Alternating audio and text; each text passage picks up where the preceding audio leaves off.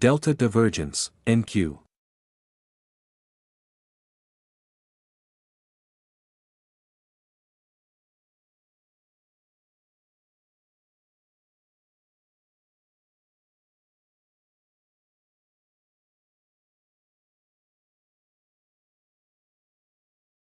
Aggressive trade, ES.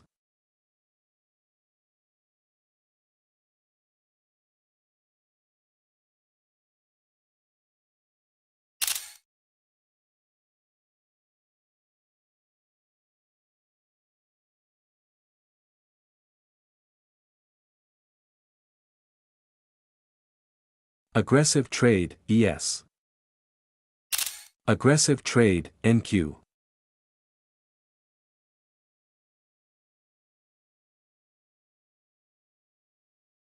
Aggressive trade, ES.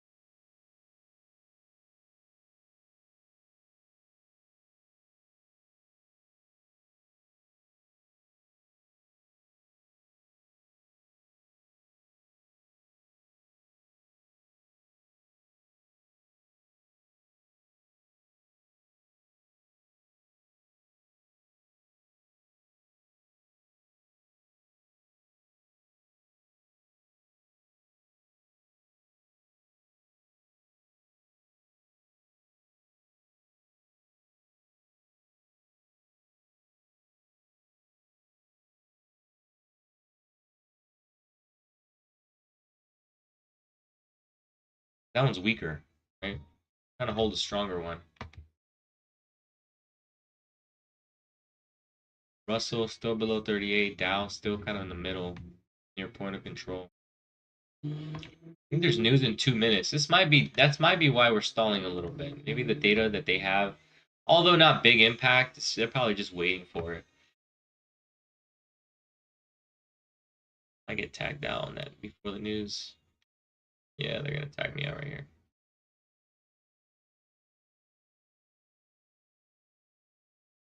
There it is. That's fine.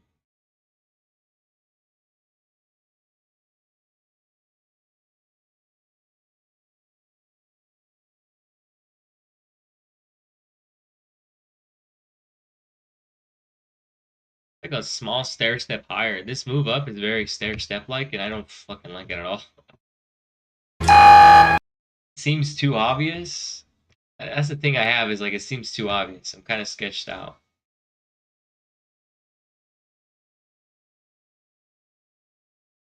Oh, the Dow's outperforming now, getting near the open. Let's try to inch up here. We got news in like 1 minute though. Russell's below 38. Oh man, what a mess! What a mess. Does the thin move out after the news release have to be balanced before? It doesn't have to. Nothing has to happen. There's nothing definitive, although it can happen. This thinness here, not always. Sometimes it holds, sometimes it doesn't.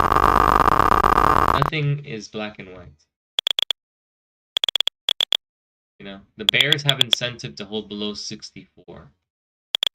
Kind of the final line in the sand, really.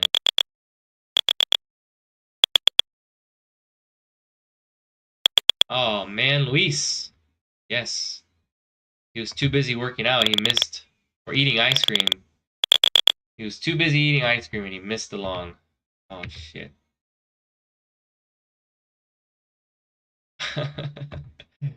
350 imbalance and VWAP bounce towards daily open or failed.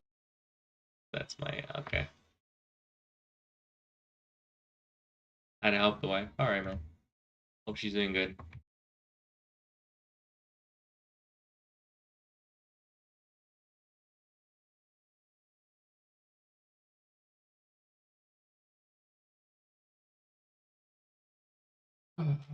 Being a good husband? No, that's great, man. Congrats. I love it.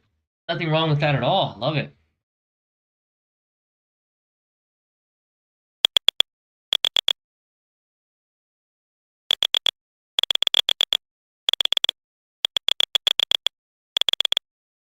I would have been upset if you were eating ice cream and didn't make it to the market. That would have been unforgivable. News came out. Tried to hit the high and nothing. Alright. Super weird. I mean, look, this is what I'm staring at. I think it's just weird. Not moving? Okay. This is what I'm staring at. This stair stuff is not, like, ideal. So, this kind of stuff is not really ideal when the market does stuff like this. Right? These little structures like this, they're very sketchy. They're very sketchy structures. The market trades in that kind of way. I don't know how to explain it. Just the way it's shaped, I guess.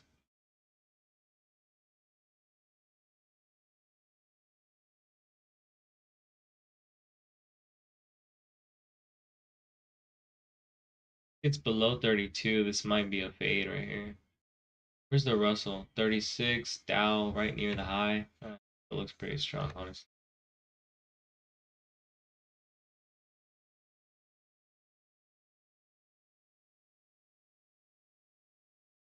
Yeah, yeah, pretty much. Still.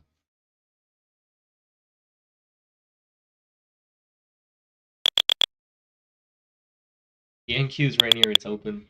Delta Got slapped down, divergence, but ES. it's trading a little differently than it was at the open, which is good. The yield, the 10-year keeps dropping though, guys. If this starts to continue lower like it did the other day on Tuesday, I'm gonna have to wait and see what if the market reacts. You agree to next that. The what's it down? How much is it down? 10 years down 1%. Oh my.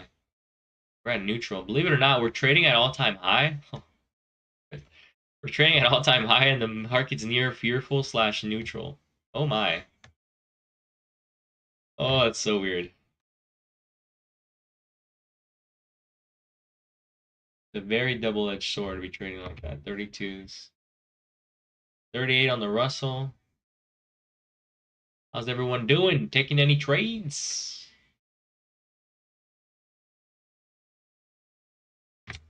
Yeah, man, I took a few trades. Been good. Just holding on to one contract. Ever since a young man was a big was a man.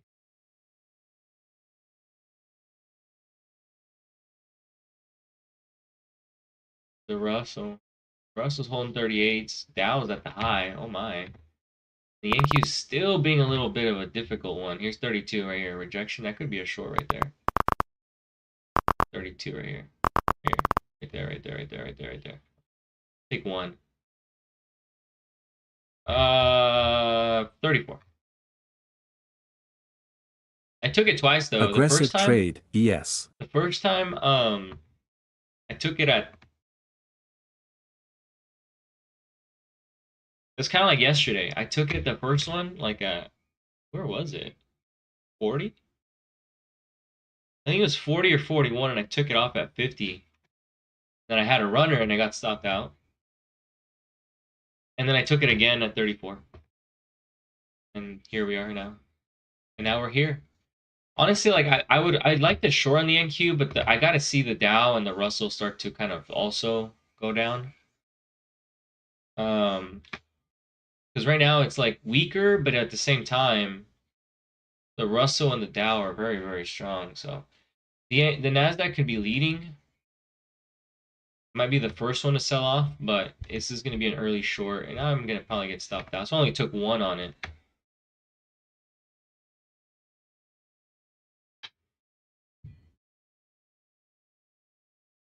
Grinding higher. Yeah, that's the thing that sketches me out is the grind higher. Is the grind higher. That is the sketch here. And I don't trust this move for that reason.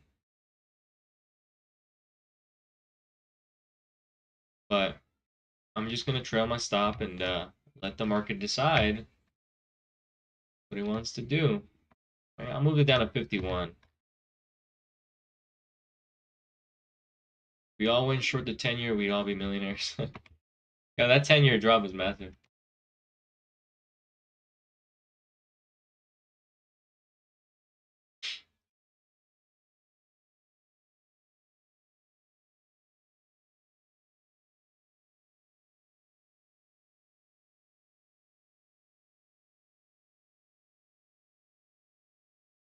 Russell still, Dow still.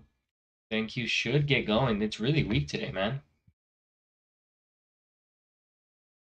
I mean, none of the tech is really green. A lot of the tech sector is red. Nvidia 1.4, Meta 0.5. Not down a lot, but just red. 0.32 on Amazon. Shop 0.18, Google 0.15, Microsoft 0.04. Only thing green is Apple. I feel like I've seen Apple green every day.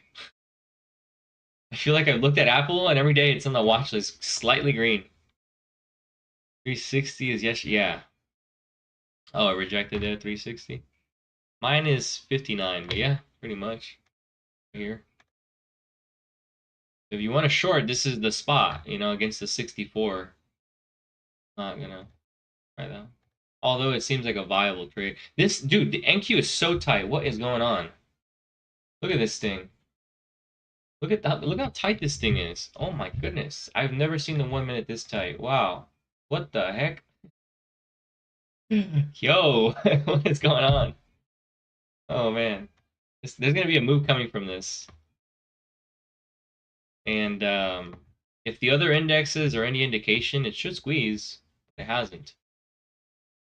It should squeeze from here. Because the Dow made a new high already.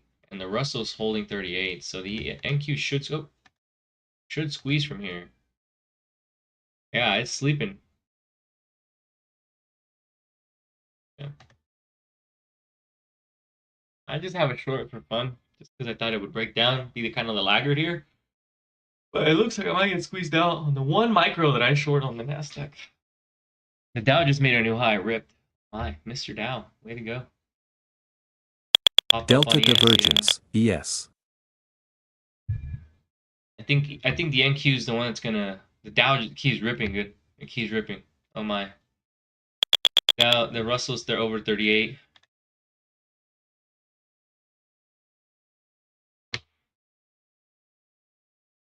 This is looking exhausted, honestly. On the ES.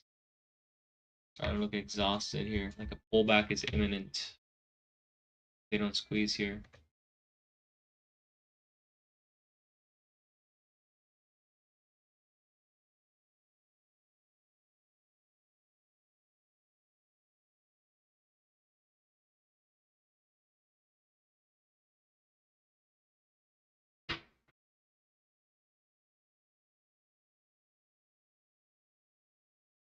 Disrespect.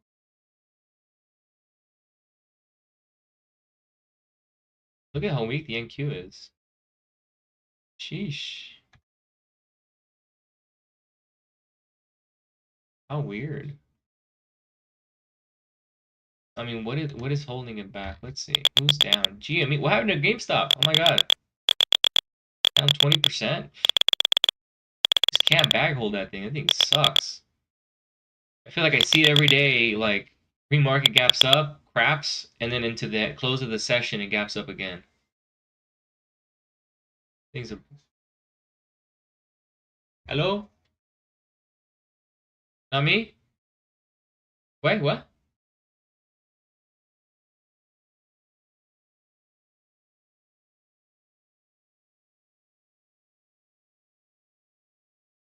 Hi. Hi.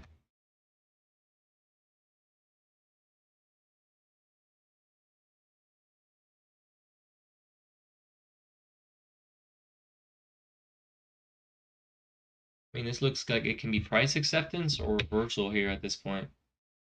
More inclined to think reversal, but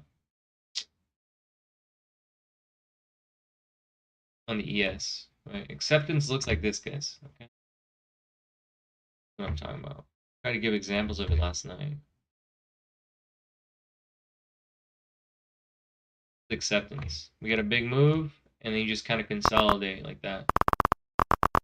Right? I kind of gave example of that just because of the pre-market plan.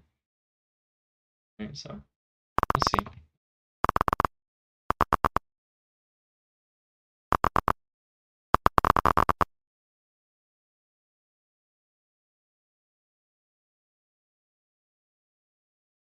Russell's still below 30, above 38, but it's kind of like a point above, so I'm just watching it closely. I think I'm gonna.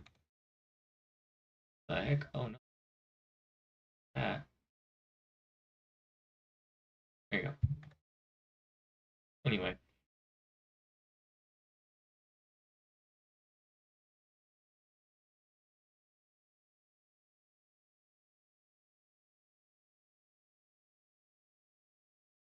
Eggs. Yeah, I mean they're sideways. I'm looking for it to make a new low, man. If it makes a new low, then I'll be concerned, right? Like you got to see it still continuously drop, right? To be like last Tuesday. Last Tuesday was just a continuous dip by dip by dip by dip by dip all day long. Right now it's kind of paused, so I'm watching it closely, but you know it can be the 10-year. We'll see. We'll see. Kind of watching. I'm glancing at it here and there. I'm also watching the indexes, right? NQ's getting a little more active now, but we'll keep the NQ as an insurance policy against the trailing stop I have here. Give it like that. Like an insurance policy. I've got an insurance policy on my long. But I still raise my stop anyway, so see.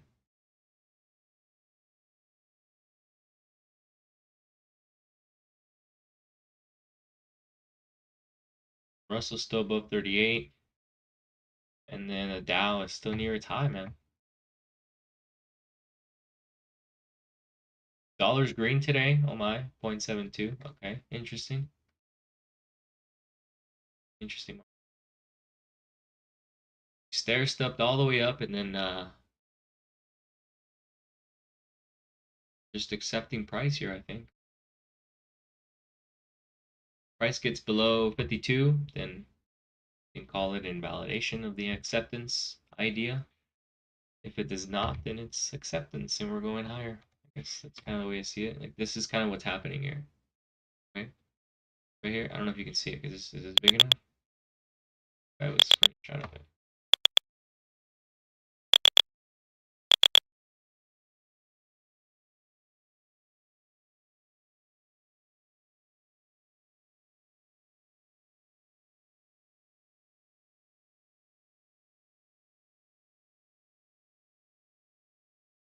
There's a bigger picture of it. This is potentially what's going on. Right, we got to move up here.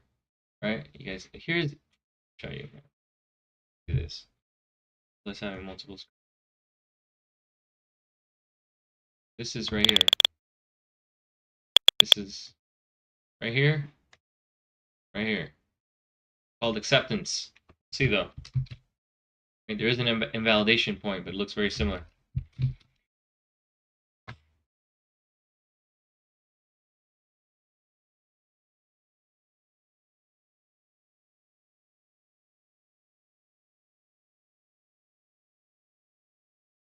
Pre-market plan seems to have worked so far for today.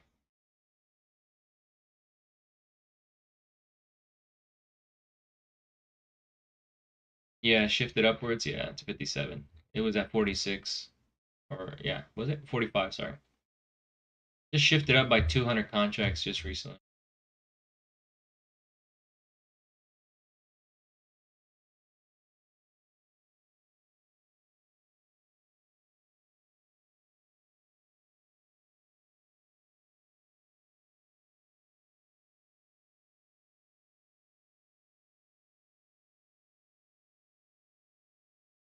Dow keeps outperforming.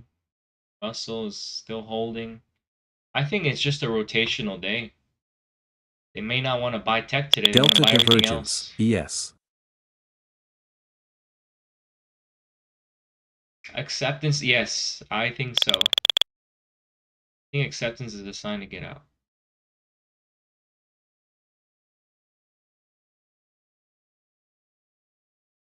But hey, I don't know, man. You can always re-enter, right? I mean, just wait for the weakness to show up. Right now, there's no weakness. We're teetering at the high of the session, and they can slip it and start to show weakness. The NQ is the one that's really concerning. If you look, the confirmations for the short thesis will come if you watch the Russell. If it gets below 38, and then Delta the NQ stays divergence, kind of where ES. it's the same way the way it's behaving, you might get a little bit of a drop. Okay. Might get a little bit of a drop.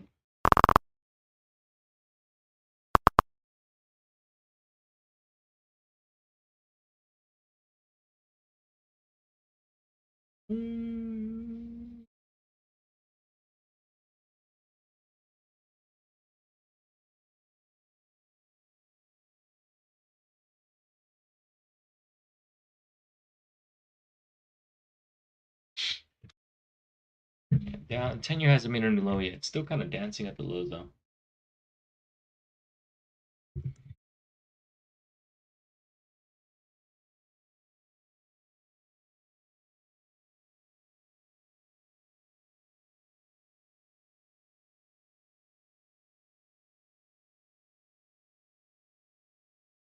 Delta divergence, NQ.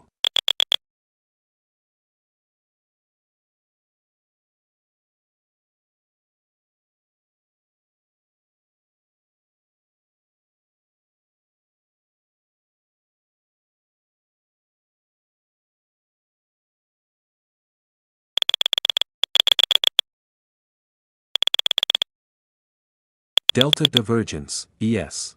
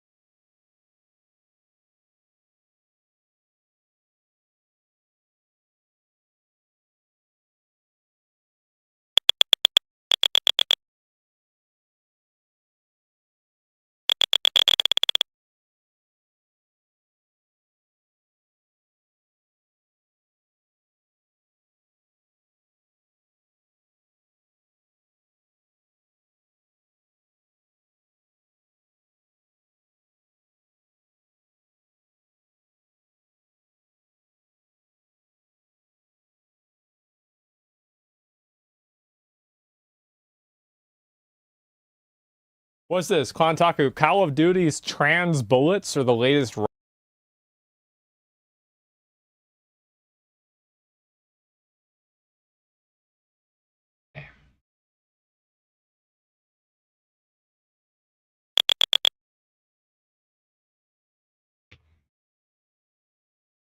Oh guys, there's nothing else to do here. Hold. Wait for something meaningful. The NQ is still acting strange, but I think it's just a rotational day at this point. NQ's not breaking down. You know, I think it's rotational. They're just buying everything except for the Nasdaq. Good morning, Jorge. Jorge, you missed the dip, bro. You bought the dip, Jorge. You were busy getting in and out. Oh wait, they're not open yet.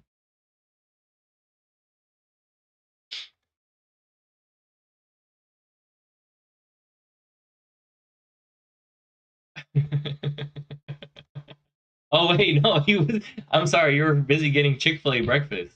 They have it right. Is it open? Chick-fil-A open yet? Let's see.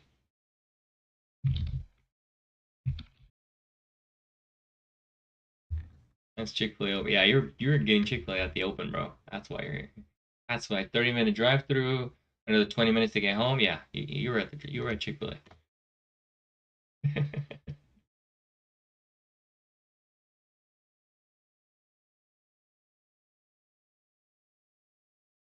I think the Dow is really extended at this point. My oh my.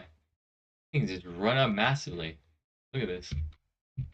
Look at the Dow. Look at this guy. The low. Here's the Russell. I'm kind of watching this here. A little bit of a laggard there. We're just watching the levels more than anything. Like 38's level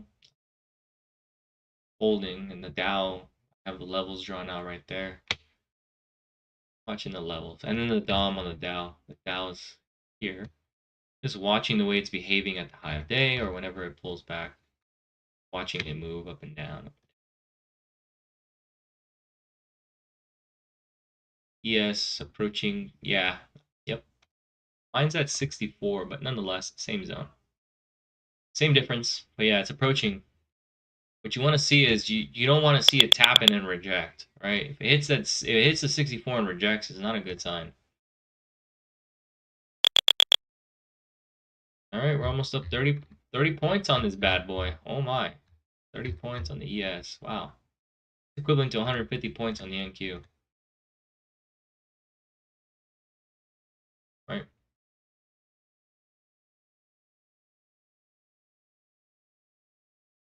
think I'm gonna jinx myself. All right, guys.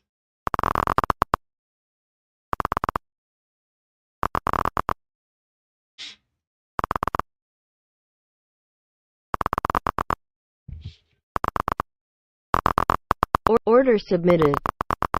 Order filled. Order filled.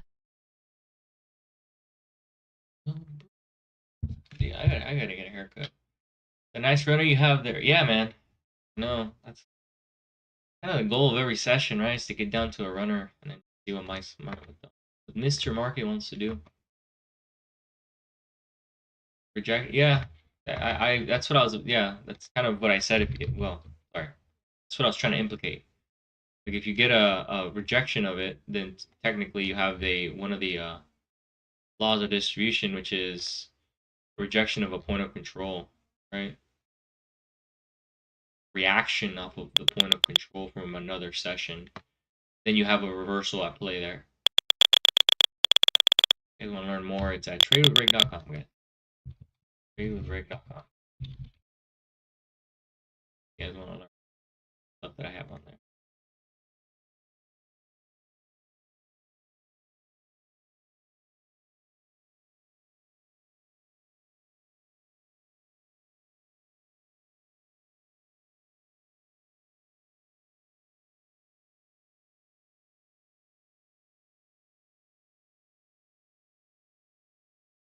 This is a huge V, man. Just a huge V recovery, but it's been slow grinding up, man. At some point, they're going to make an exuberant high. Just it's going to make that noise, too. Once it goes higher, it's going to make this noise. You're going to hear it. Order submitted. Order submitted. You're not going to hear it in your speakers, but you're here to hear. You're going to hear the aggressive trade. It's like an avalanche, but instead of going down, it's an avalanche up. Yes, the market breaks the laws of physics. It creates avalanches to the upside. That kind of signal the top and the inter, in my opinion, when that happens. And you get like an exuberant high made, right? You got like this. This is kind of what we've been looking like. Just stair stepping, stair stepping, stair stepping. And it starts to get closer to the top. It just starts to curve. And then after that, it gets a little bit of a pullback. And then hopefully there's some acceptance. Not a full retracement. And then at that point, it's continue the next leg. I don't know.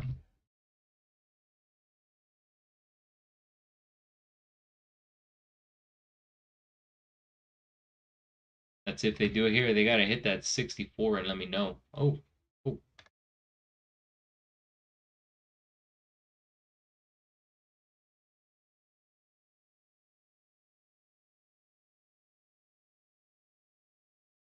The Russell's above 7 above the 5 above the 38, so that's good. And the Dow is about to make a new high, bro. Yeesh.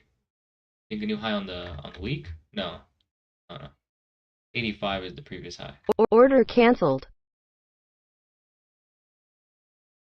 Somewhere around there. I don't know.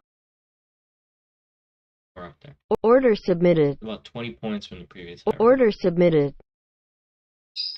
No, 40. All right.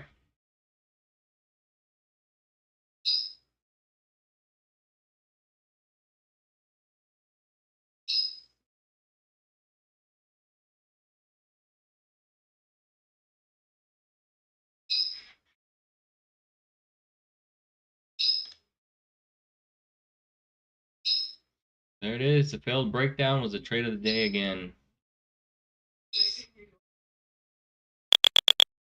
Failed breakdown was the trade of the day. At least now. We'll see what happens the rest of the session. I didn't buy the trend today, guys. At least not yet. We got a few hours. 5 hours. Order filled. Order filled.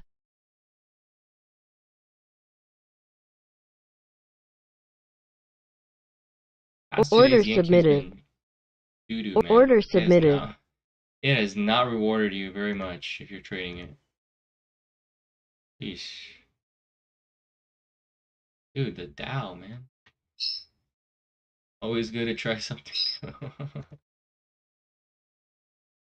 I had a few good trades on the trend is always our friend. Yeah, man. Sometimes I don't have any friends, so I don't know what it is to be a friend of the trend. Maybe that's my problem. Not friends, so I don't know what it is to be friends with things, you know? Maybe it's like something internally inside of me. I don't know.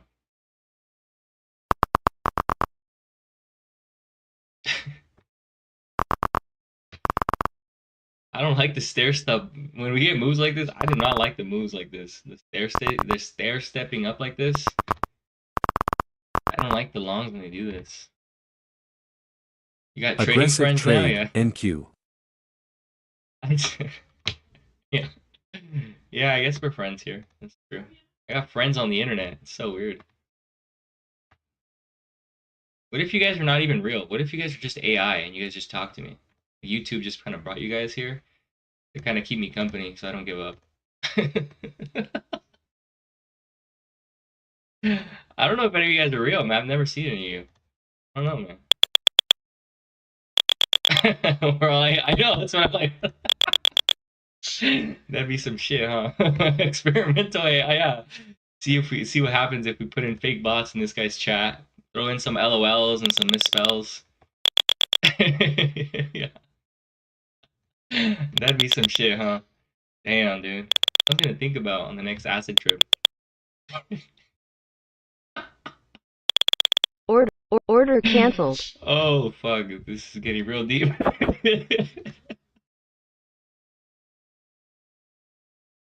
Oh, man. Jeez. Sounds like I'm projecting trust issues here.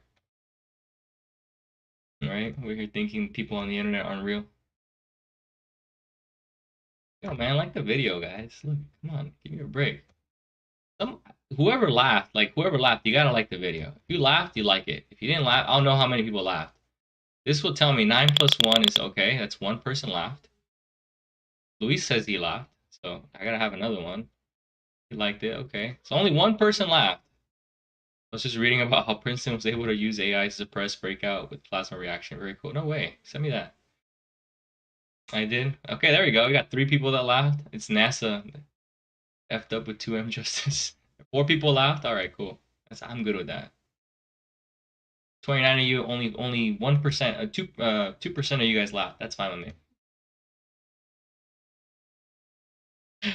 Oh shit. Like, thanks, thanks. Oh man. I think the NQ will give you a trade at some point today. I don't know when it is though. But at some point, this compression doesn't always last in the NQ. So if we get a downside rotation, I think that the NQ is going to be the better short. If this starts to kind of get a little bit of a little dippy dip action, the better short scalp will be the NQ, potentially down to. I erased my column again. Anyone know how to get rid of this? I keep pressing it. What if I do this? How do I replace the alert column?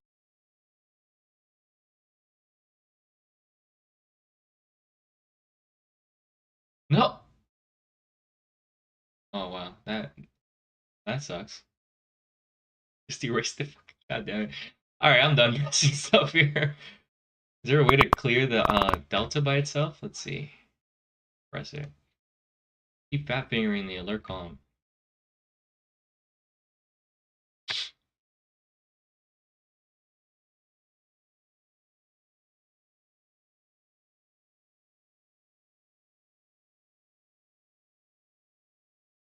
So auto clear? No. No. I don't have a momentum auto clear.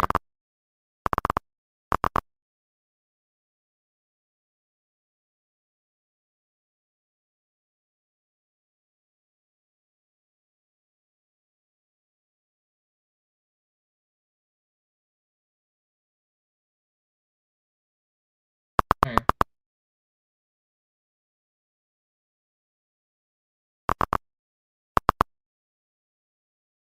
Send them to chatbot? No way. I would train it for free with your text and video content and when someone asks you a question. Hey, what is that? Where do you get that from, that bot? I saw this other channel. His name is Uncle Answer. No, his name is Josh Answers. And he has it. I think it's hilarious. It's hilarious. So this is what I'm looking at, guys. Look at the NQ, okay? If you think in terms of like range, just range. The NQ is right at the yesterday's low. Okay, so a reclaim of this area back into the 900 and 100 area is pretty. It's not unrealistic to assume we can test the 80s, assuming we can kind of hold price here. All right, show acceptance at the range low from yesterday. We show acceptance here. You got a nice like 50 point run on the NQ.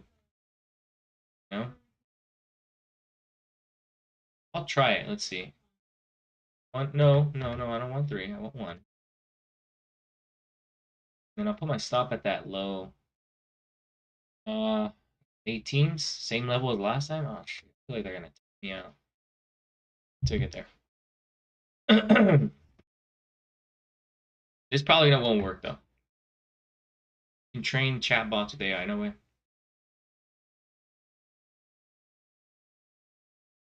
Oh, there's a lot of AI stuff I don't know about. I think I might have top ticked the NQ right now. Damn it. Damn it. Oh well. Looks like we hit 64 and then just exhausted.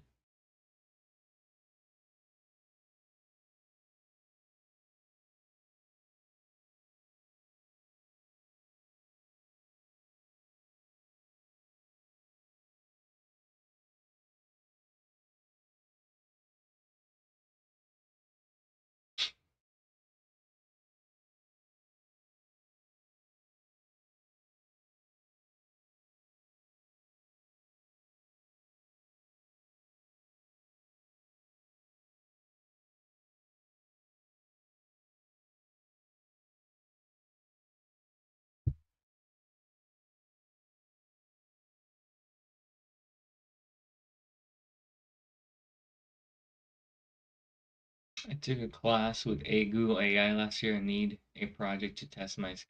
Hey, you want to test the AI bot with my voice?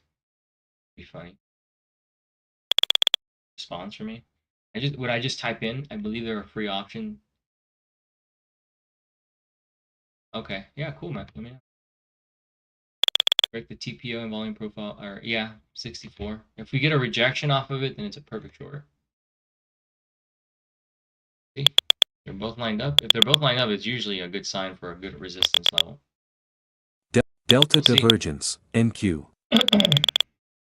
Again, I took the long based on that theoretical analysis on the NQ based on the chart, just based on the level holding, right? Level holding, showing acceptance back into 70s, 80s, you know.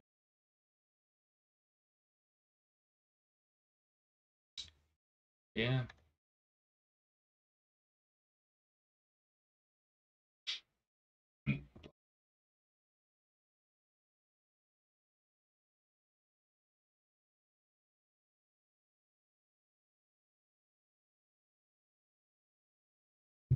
I hit it again and rejected on the 64.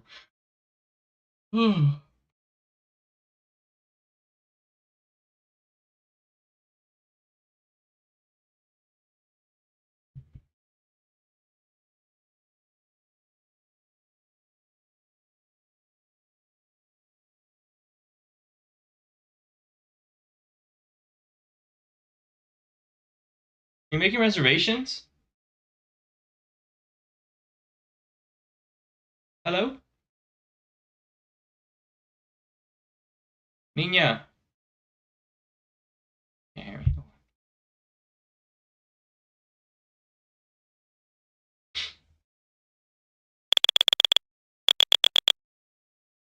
You know, I had a friend. Delta I had a friend who divergence, was saying that he could NQ. like that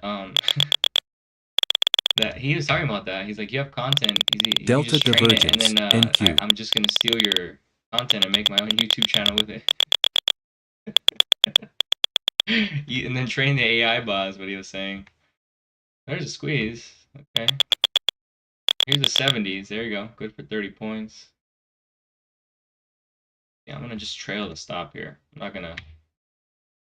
Only one contract, so I can't really do much damage here.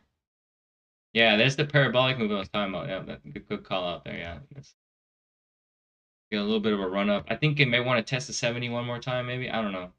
Just it'll exhaust itself right now. Just wait. That's the first time that turned positive delta after the last few prints. All right, I'm gonna trail it to the 59s here. Right there. Right at the last low right there. Somewhere around here.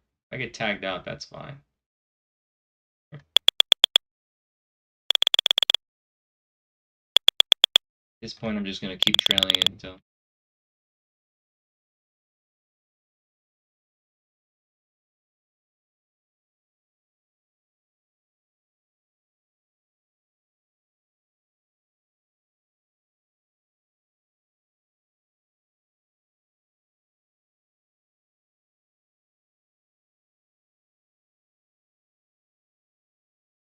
All right.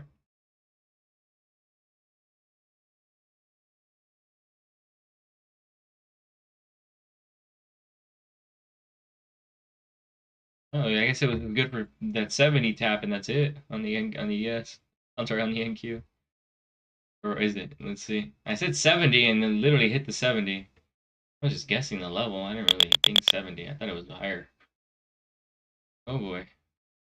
Where's it? The Dow is still squeezing. Look at this thing. Look at the Dow. And the Russell too. My goodness. Look at the Dow. Aggressive it's trade, squeezing here. yes. It's going higher as I'm watching it. There you go. Oh, wow. Look at that. Oh, they all did it. Oh, nothing special here. Thought it was just that one.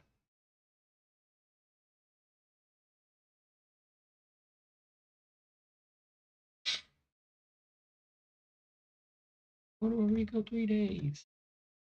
There's the parabolic move. There it is. See? There's the grind with the okay, that's it. That's the one. After 2 to 3 bubble cycles, it is still a bull market until you get your climactic move blow off top. Yep. You get a blow off top with a reversal, exactly. It looks kind of like 21, the December going into January 21, that climactic high. 21, that'll kind of, you know, that's what tops look like more like. 21. Get another one in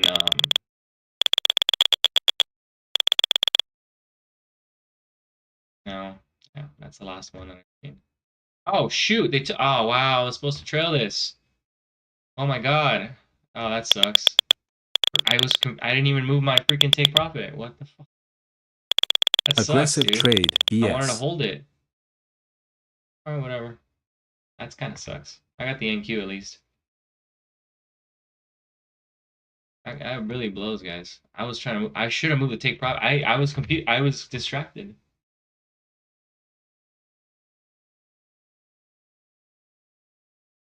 Well, is what it is, I guess. Got taken out at 74. Profit there. It looks like it got more momentum. The momentum on the Dom will tell you when it's dead. Okay. Dom and the momentum here. I'm just gonna trail this to 65. I think. Oh no. Luck in 20 points on that run up. See if it runs any higher. How many points? I was long from 39, so 39 minus here. 339 minus 5374. 35 points. That was just one though. I had taken, it was only 5 micros, but I had taken 5 off from 39 to, I took it off at 41. No, hell no, that's way too early. No, I'm sorry, I was long 34. 34 was my long. And then I took it off at, the first one off at 41. That was 7 points in the first one. Second one was 51 or 50. And then the last one was right now, so 74 to 34. 40 points. 40 points on the ES on that last run. Just about.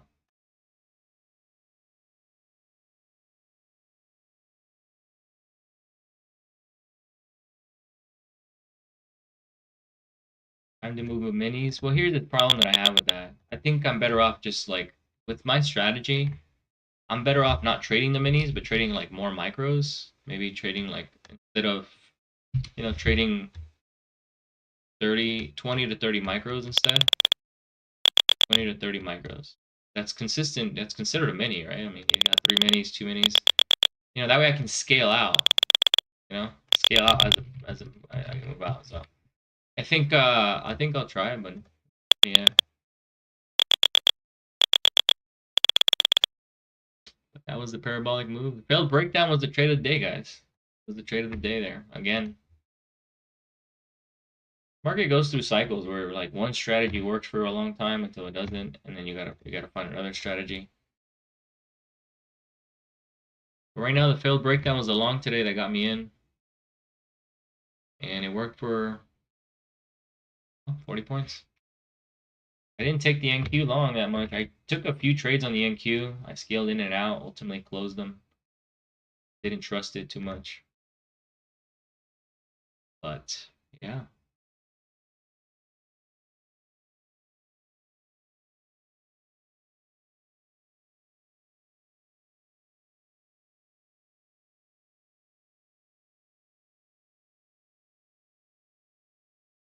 I think this is kind of coming into a short-term top. You probably can get the frog trade coming around here. Give it another node, 2 nodes to form. You got 1 node here. Here, you got another one right here. All right. These 2 are nodes, little lily pads or whatever. Let's let it go higher. I just set that up. Oh, no way. Nice. Yeah, so, I mean, it'll set up, but the thing is, I'm not, like, honestly, I'm not going to take any more trades. I'm done for the day. That was a good trade. That was a massive trade. Right? 40 points on the ES is massive.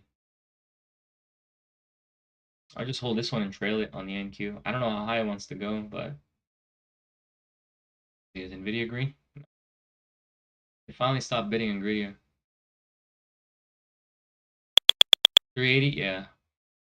I need duct tape or handcuffs once I get into my original trade. I'm my worst enemy. Still green, but like I said, 2025.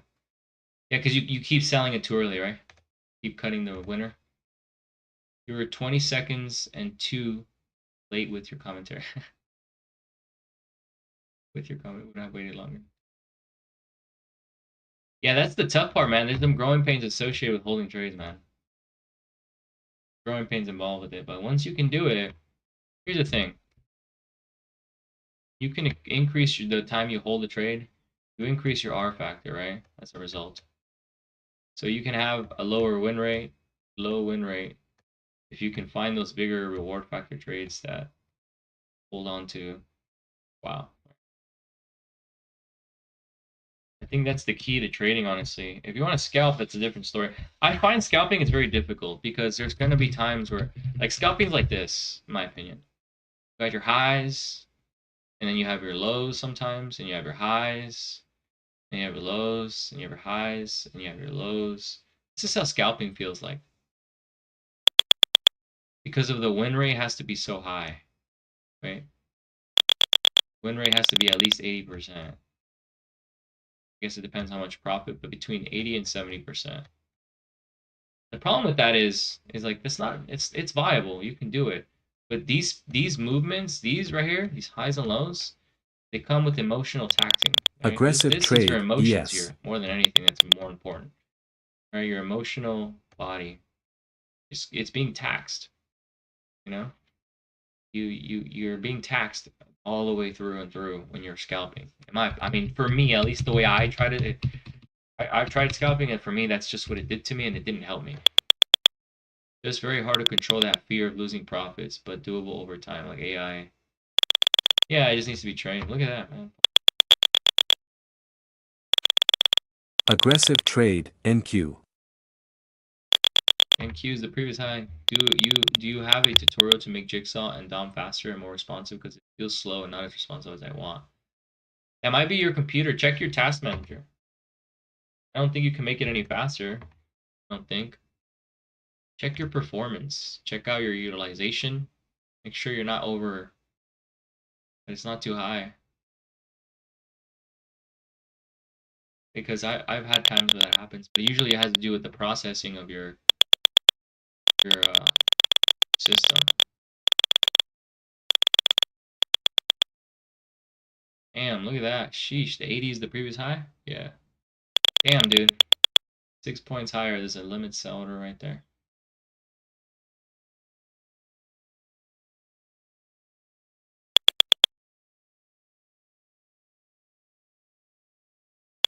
Look at that. The top tick on the NQ is worth 60 points. Aggressive trade, yes.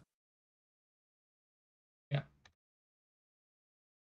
Top tick was worth 60 points.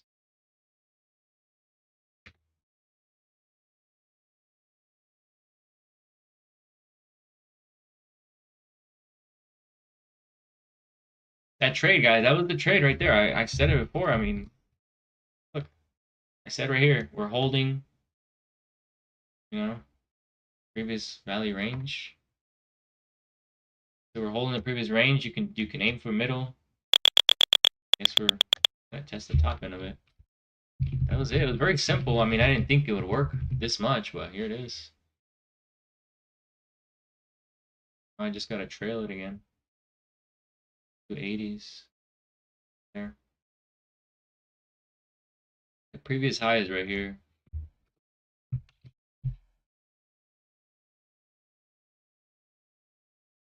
Previous high. I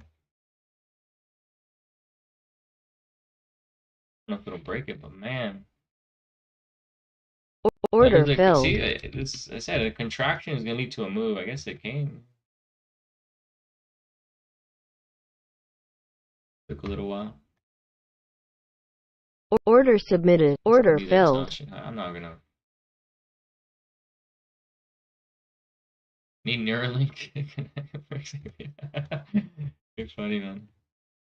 I'm just gonna continue to trail this one, see what it does. I mean, I didn't expect more than 70 point to Order the 70s failed. anyway, Order so submitted. keep it there. Order failed.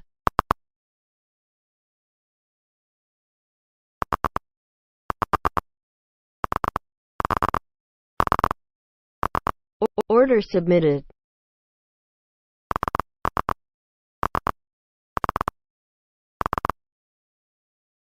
There it is, man. Another failed breakdown day long. This feels wrong though. There's something wrong with today. It was a little too easy, and I am not normally used to that. Seems a little sus to me. Dow just everything's reversing. Dow just came down quite a bit from high. The 10-year is about to make a new low. A little bit away from the current low. Not too much, but it's there.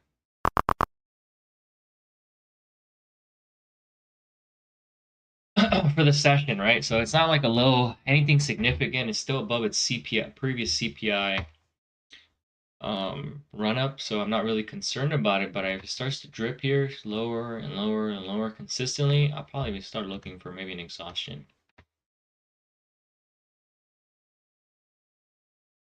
Yeah, I'm not gonna chill. I'm gonna hold this one and then just call it a day.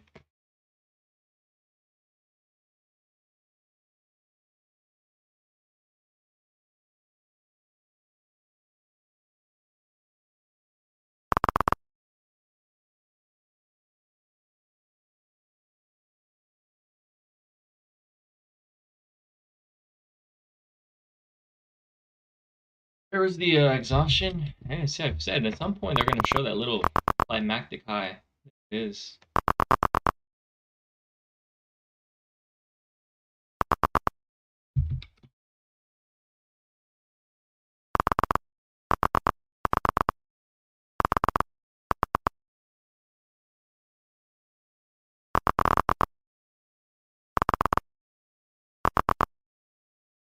Aggressive trade, ES.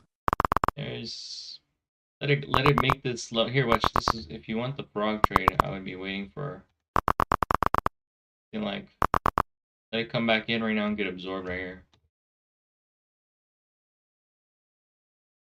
Or does it pull back and continue higher and I'm wrong, move back inside day value? Yeah, I think at least value is right. Yeah, that's realistic. I wouldn't at least a tap of it, you know, to test the value and see if there's much more demand there. That wouldn't be unrealistic to assume.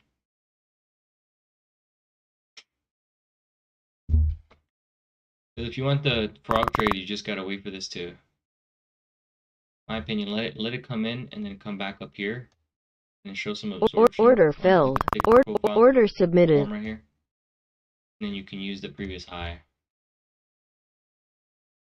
There's no need to chase it. It'll come back in here. And then you can use the previous high. Either that one or that, whatever one you want. Either way.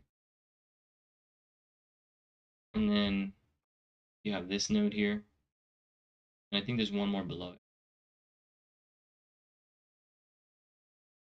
You want the frog trade, I guess. That's what.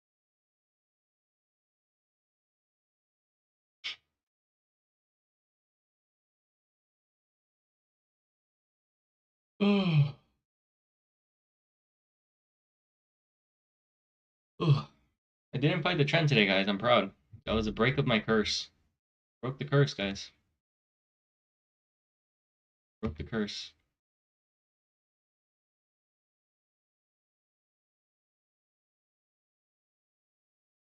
$74, nice.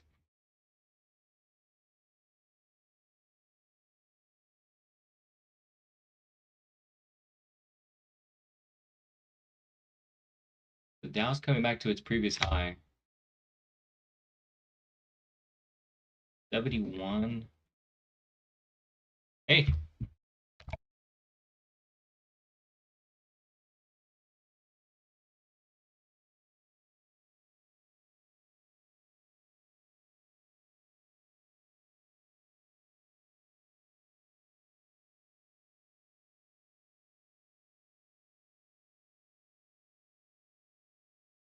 What's that? No, I'll put her away before I leave. Where is she at right now? Okay. Oh no.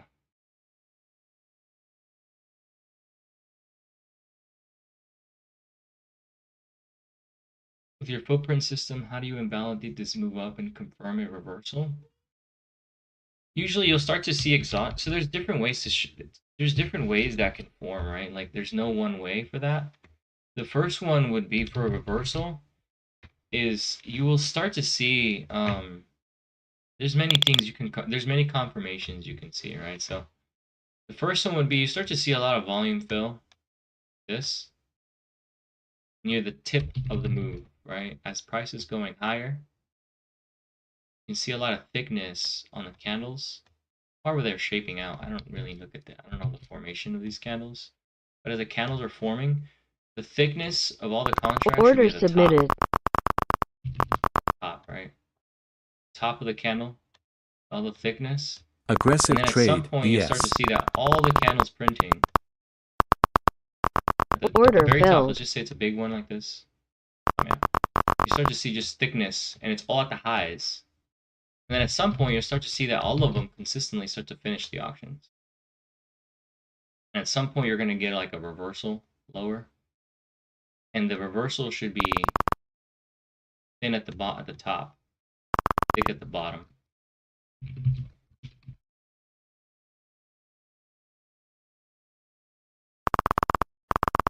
Nice. Look at the frog. He took the frog. Growing and developing it. Thanks.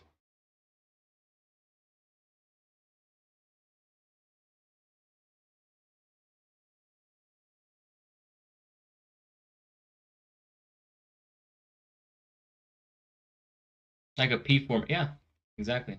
You see, yeah, exactly. P formations. And then the one that gives you the indication that the you gotta wait for the confirmation, right? But once you get a B profile below a previous P, so let's just say it's like this. You got a P, right? And then you get a reversal, and then you got a B below the previous P, right? Now there's an imbalance, right? You got a lot of absorption below two previous Ps, which then some sellers can take control and take advantage of. If there's any still net buying up here, right? If the delta is positive on these P profiles, then the sellers can take advantage of that, right? Of that net buying and Aggressive trade, sell it BS. short. Does that make sense? So like you got, that's exactly what happened here actually. You have a lot of net buying coming in, right? Here, here, here, and then the next print over was a B below these two. And then it's net selling, the absorption of all the net buying, and they kind of take it down. And then they're adding another B right here. But I don't like it. That B is a little bit kind of around here, would be better. Tap it probably. But look at that, essentially. Those are the categories more or less. No, it's okay.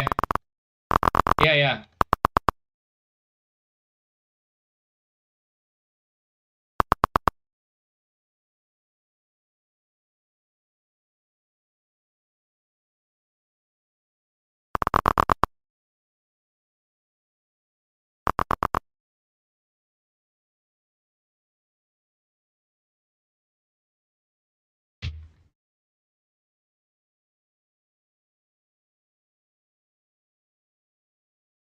Should tap this right here. Oh, they did. They barely tapped it. Wow. So the frog trade just constitutes trading from one volume node to the next. This is the first one right here.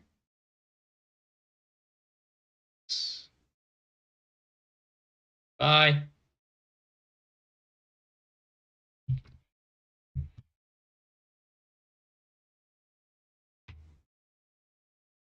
Yeah, pretty much.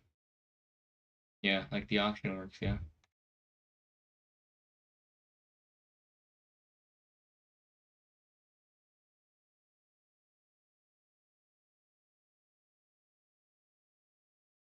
Reaches the node. Yeah, my assumption is if we get below this node, then we can start to unwind some of it and come back down. Yeah.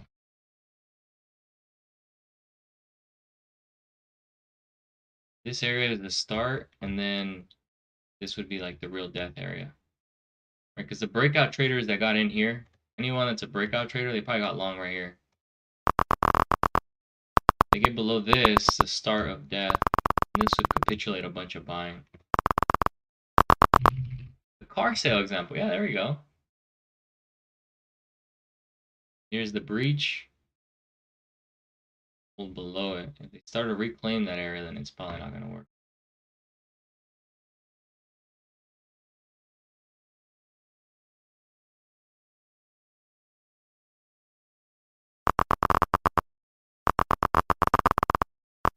They're absorbing my below. Bad. Bad. See? Continuation. Here's death. This is where the buyers have to really hold.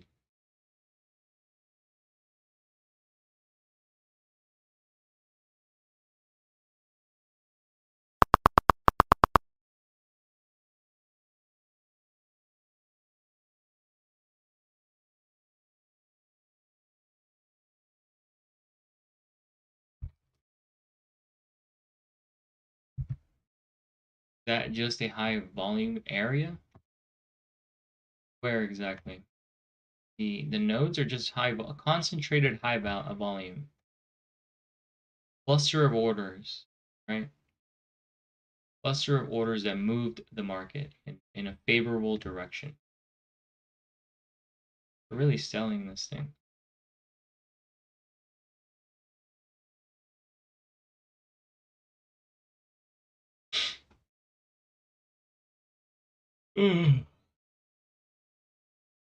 I like the long right here. I'm not gonna wait.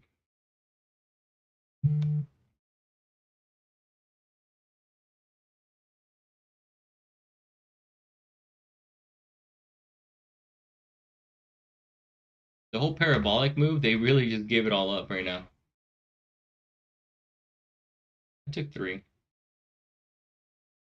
Top 61, just below the previous area. Yeah, they should. If they don't, they're just gonna unwind it all the way down to 50, in my opinion. I took it small, just 3, but if they don't hold it here, they're just gonna come right for the retest of the 71.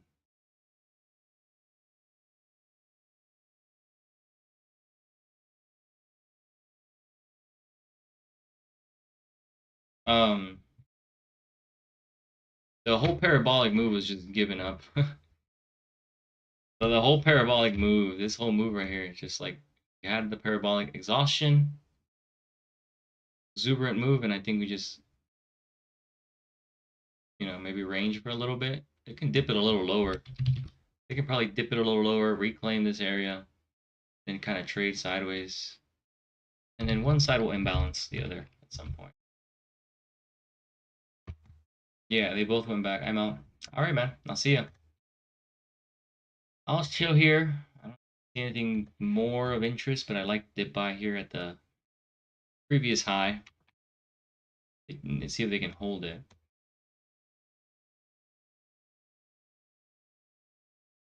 Yeah, continue higher.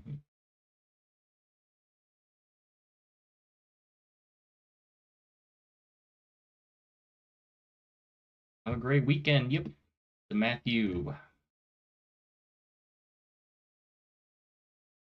The Russell's right at 38. Oh my.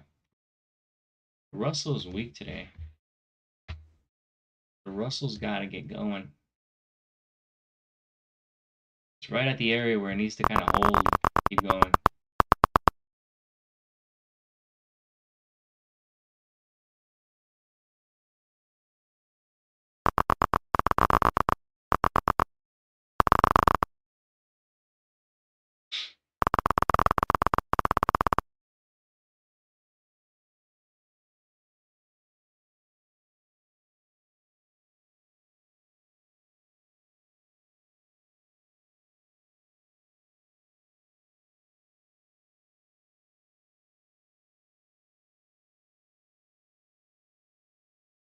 Those 64, this thing can die. Yesterday, 64 was key all day.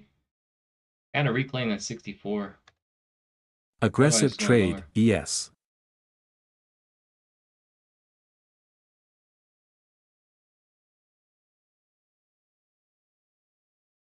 I mean, the only thing I would suggest is looking at the delta, the net selling taking place, right? Like, is there exuberant amount of selling? What is the DOM doing at the level? What's the pace of the DOM? Is the pace to the slowly? Is it aggressive to the downside? Is it moving sideways? Are there any aggressive buyers? The delta, is it continuously red? Just a matter of all those things put together, man.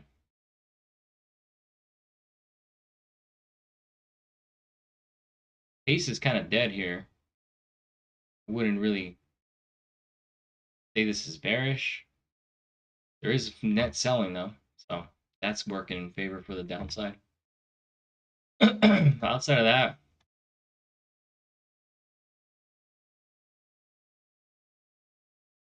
none of these things are confirmations like to the nothing's 100%, right? This is just an indication.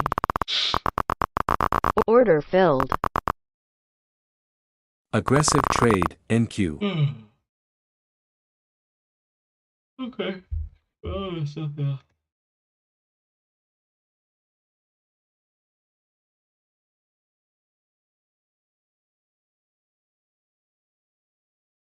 Nice. That was a nice short there, man. Bounced back up, failed. They reclaimed the 64. I'll buy it again.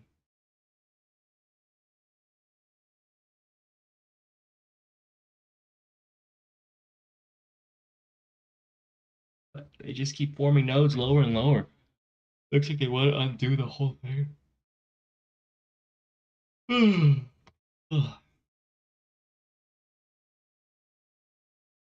This is good for a failed breakdown. They can reclaim the 64. But see, they keep selling. Look at there's a net seller here at 40 on the NQ.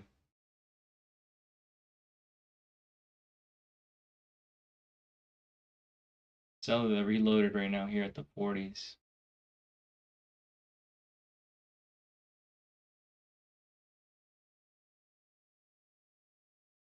All right, well, cool, man. I'll see you in drive. There's a seller right here at 40s.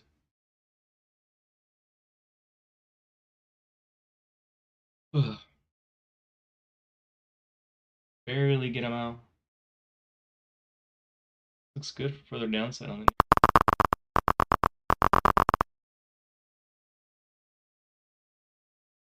Just lining up for a nice breakdown on the NQ. 40 seller and only got top 5 and they reloaded it.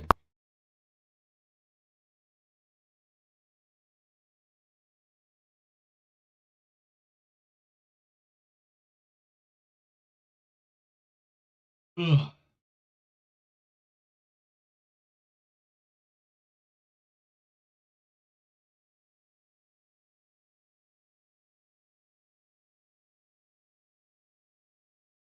Dow coming back. It went below the previous high. Then the Russell's right below 38. Fine.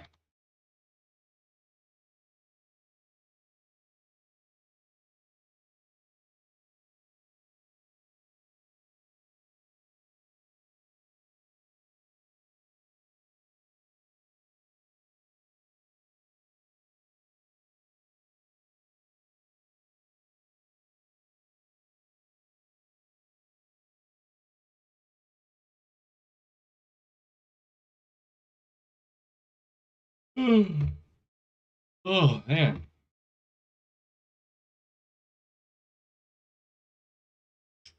There's that seller at 40. Let's see if they can take him out.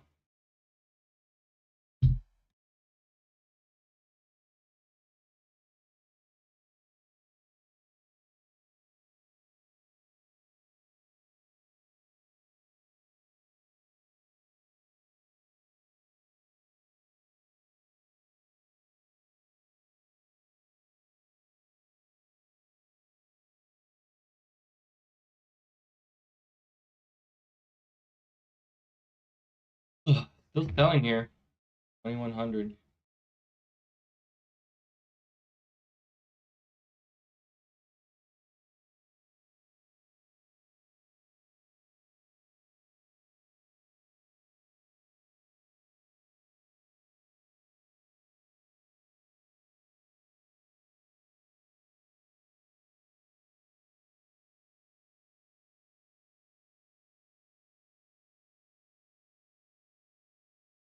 Well, looks like that frog trade worked. Damn frog. Well, frog, we haven't seen you in some time, froggy.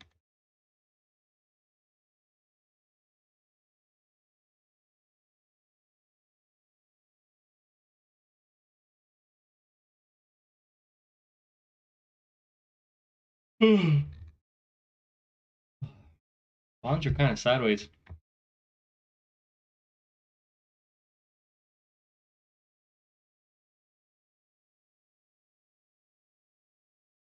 Isn't making a new low here. And Q at 21.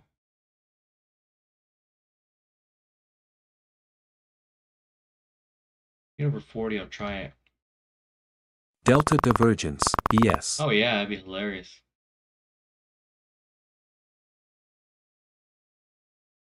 Yeah, they don't have any juice. If you look at the pace of the DOM, right, any move up is dragged lower. Up,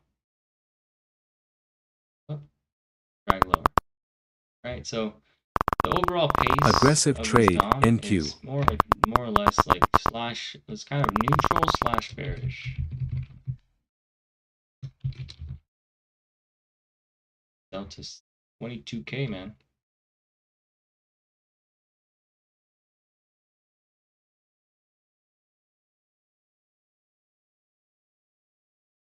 That was a change in rotation, but can I continue? Keep going lower, man. Look at them.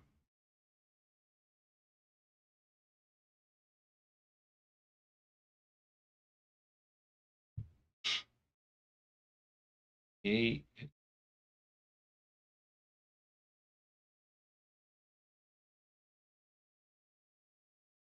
Aggressive trade, NQ. Right here.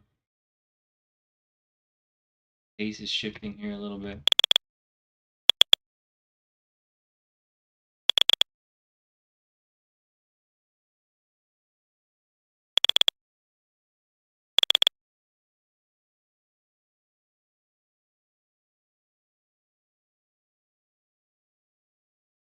If the NQ gets over 40s, I'd be interested.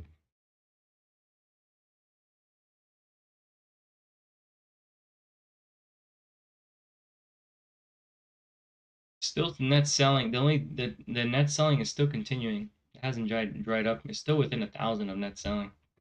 Buyers are trying to flip the book here, but they might fail. Might fail again. Best bet is probably waiting for 64. Yeah. 64 to reclaim might be a better alternative.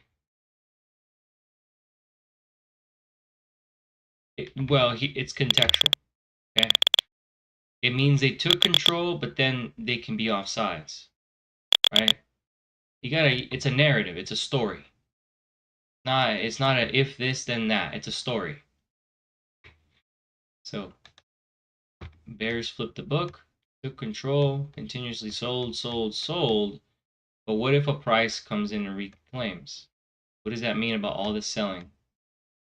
Right? It's a narrative. You gotta make sure you keep in mind the story. Right? Yes, they are taking control and they will continue to take control. But yes, that is true. But at the same time, you gotta be kind of malleable here. If the net selling continues and they're not getting rewarded, right? Let's say you're getting tons of net selling. This is more than normal net selling, right? Getting tons of net selling, but price is not going any lower.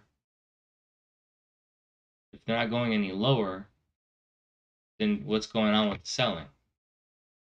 Right? Where is the reward for the selling?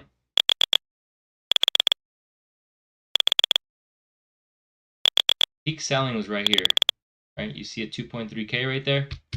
So what does that tell you? It tells you that yes, sellers are trying to take control. Peak selling has occurred here. And what happens if you're short here? Well, you got a first reclaim, in my opinion, here. And on that reclaim, then you can discuss trap sellers. Right? It's a narrative. You gotta consider the context. It's not a if this then that. It's this is the story. This is what's happening. This is what's possible based on the net selling.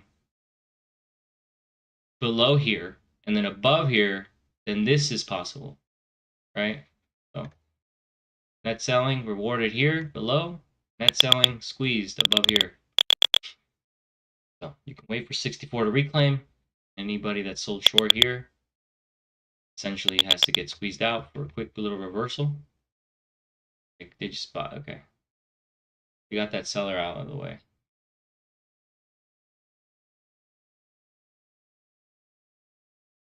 It's a narrative, you know.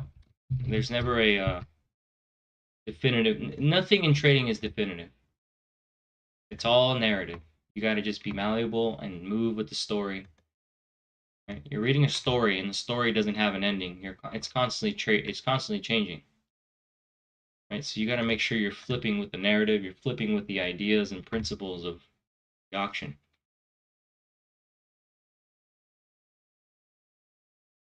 I keep top ticking the fucking NQ. Every time I buy it, it just goes lower from where I bought it. Oh, I did earlier too, before the squeeze I had, that little run up. I top ticked it, came down, then it went then it ran again. I'm only buying one. I'm not trusting the NQ. They're still selling, look at. As long as they're below 64, in my opinion, they can still kind of hold price.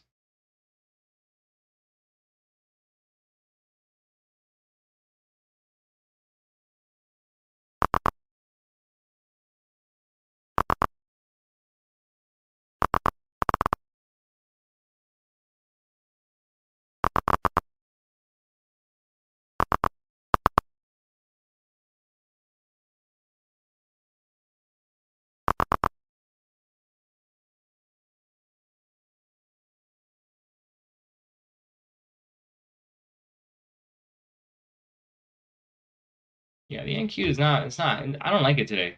The NQ is it's just, the past 2 days has been terrible. I'm not a fan of this thing. It's trading really strange. Look at that, there's a seller right there. Right at the 60. Oh, he wants lower. What's he gonna do? Is he gonna get eaten up, or is he gonna re-respect it? Volume's super thin. Volume's super thin. That seller is not getting gobbled up. This is probably gonna go lower. All right, I'm gonna close this. I'll call it a day there. I'm not gonna go back and forth on this on the session. We'll call it a day there. No need to fucking take another one. If they reclaim the 64, I'll take it for a squeeze run. But I ain't fucking playing with this range here. This can be acceptance for lower, or it can be a reclaim of the 64 for a squeeze.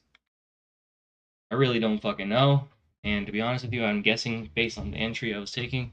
So this is what I'm explaining. So you got a drop.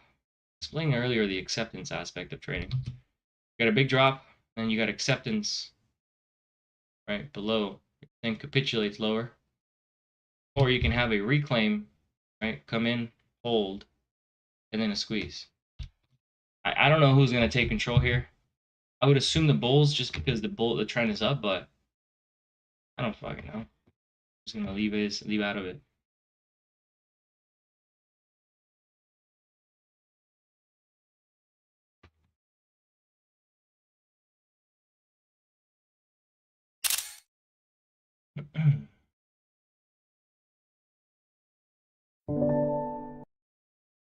Now they're showing up with net buying here.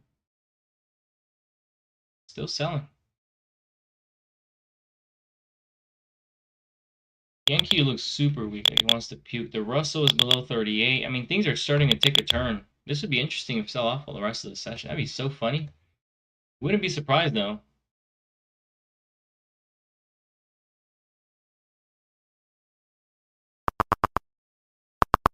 Russell's down 0.9.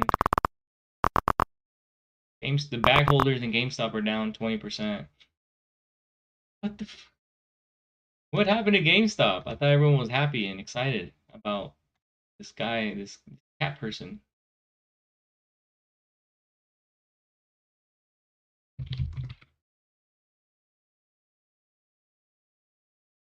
Bro, what a scam. That GameStop, man, is a fucking scam, dude. He fucks as many people as possible.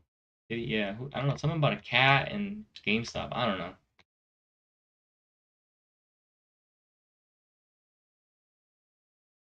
I don't know. I never played GameStop or traded it. I watched it. Damn, looking at the price action on it, it looked like a fucking scam, bro.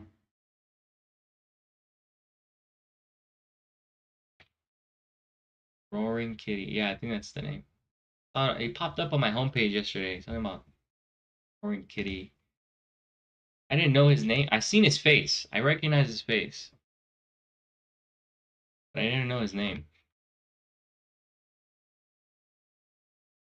I know I've seen his face before. During that first frenzy of running that first time around. I know his name. Keith Gill? Ah. Okay. So it looks like acceptance is forming. So acceptance, I explained what that looks like. It looks kind of like this. Right? You get a big move. Oh, shoot, let me move over here. Acceptance. Screen up. Acceptance looks like this. Right? You get a big sell down. Can you see this? It seems a little small. That can be setting up. I don't even know, to be honest. I mean, I'm more bullish inclined than anything. But you can have acceptance here after move down. And then a further leg lower. Another leg lower. I think the better setup is waiting for 41 to break. If you want a clean short setup, I think 41's break somewhere between 45 and 41 near the open. That fails, I think we can sell up hard. But why is it over? Wait, what's over? What happened? What's over? What happened?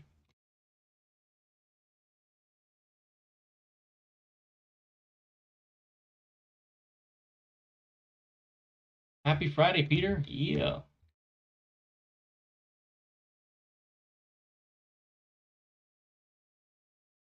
Good, Jeff.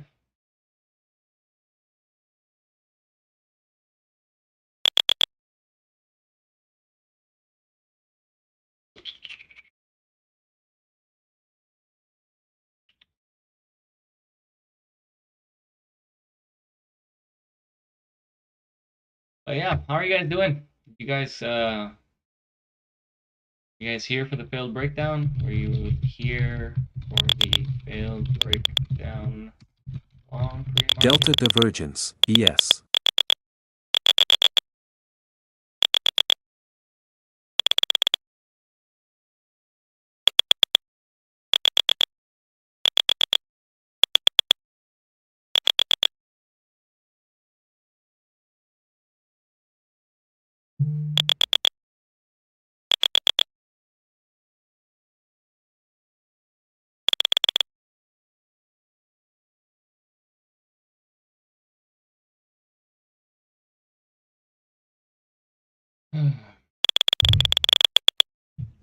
Yankees moving now. Russell's still low. Weird moments here in history. Took my biggest loss ever and my biggest win ever. Long 80 and short. Nice. Long 80. 5280? Where's that? Wait.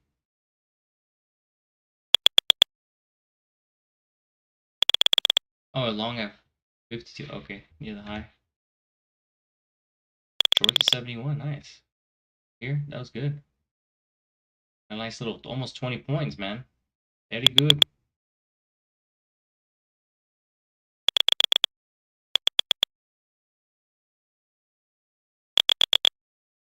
There's a 64 with positive delta. I don't know, man. I'm not really. I'm here to chill. Gonna watch the rest of it. If I see anything interesting, significant, I mean, we're in lunch hour now for New York, and we're part of the chiller part of the session most times. But it gets jiggy, starts to move around a little bit more intensely. I'll start to get something. NQ looks like it's the one that started to move up. NQ is the one that got the first, first leg. I guess watch for the NQ for guidance on the ES. It looks like the NQ is first one to move. I keep having hiccup.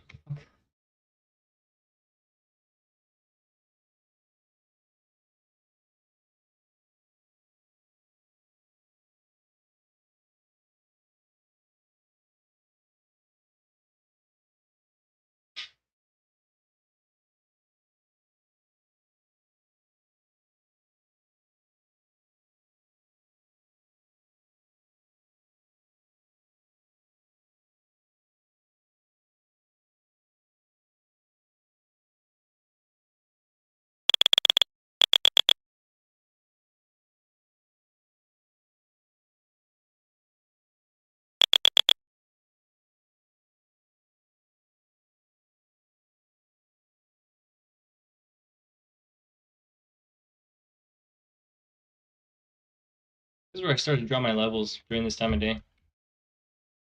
Wow, are we seeing a pullback from the high in action before it rips higher? It sure seems like it, but we'll see.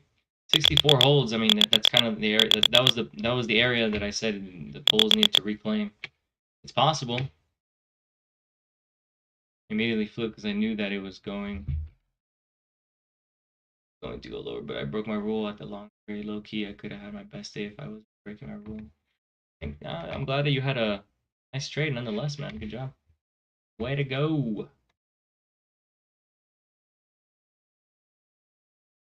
But I'm glad you're sticking to rules and that you hold yourself accountable to it.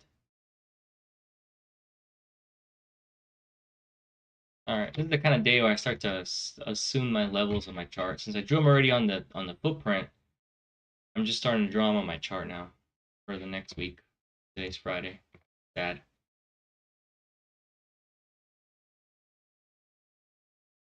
I'll be live streaming tomorrow, by the way. You guys want? Are you guys gonna be here on a live stream tomorrow?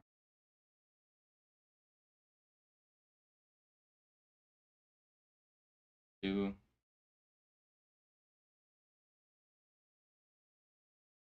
live stream tomorrow.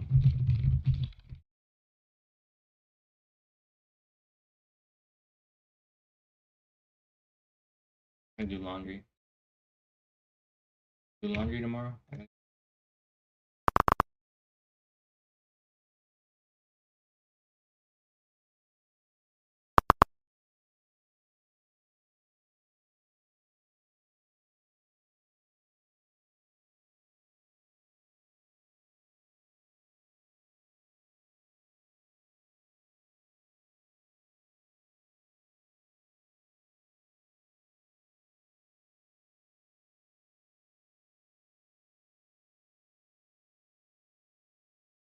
You're still selling it.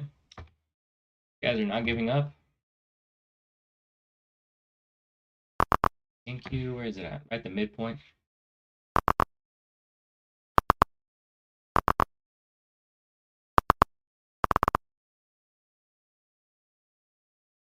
Like they were nothing.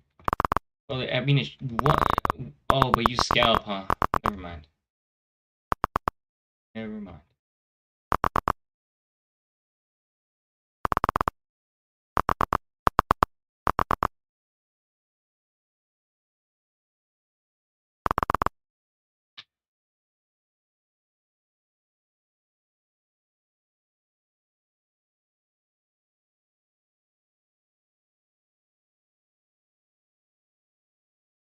Oh, my question would have been like, why did one trade eliminate all your gains? But that's kind of what happens when you scalp. The unfortunate thing. I think it's weak, but I mean, it's subject to change. It's still silly. We're moving up. I mean, here's the thing that I consider: time of day, right, in which this is occurring. Time of day, right? That constitutes whether this is stronger. It's going to be weak because of the time of day, low volume.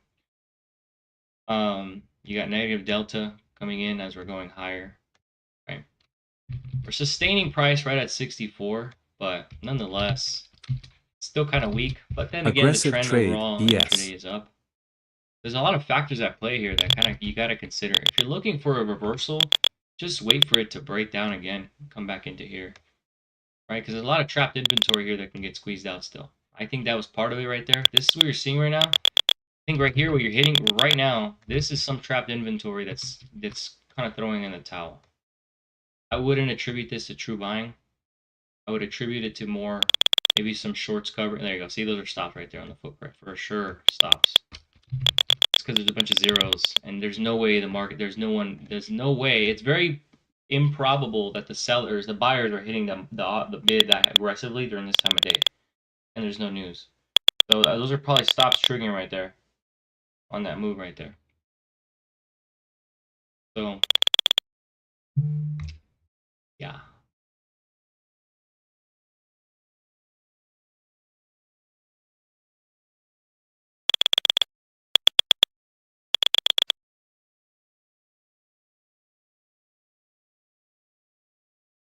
Think we can run up more, but see, the thing is, like, wait for that trade again, wait for that setup, either another one like this to set up, or wait for a price to get below.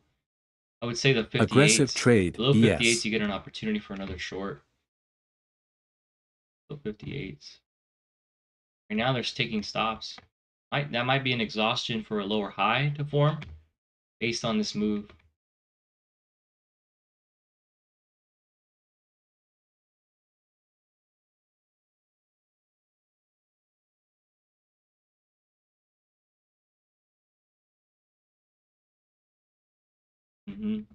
Yeah, it came holding you scalp, yeah.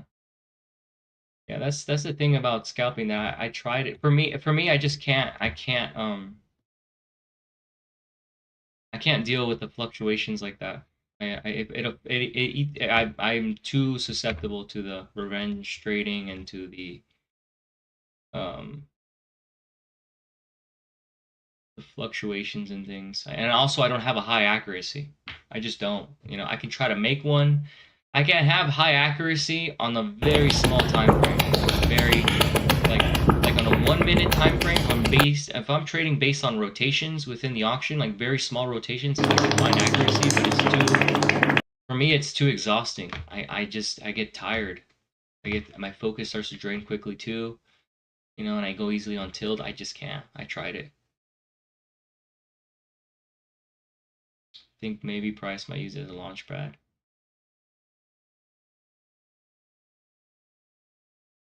Possible, yeah. And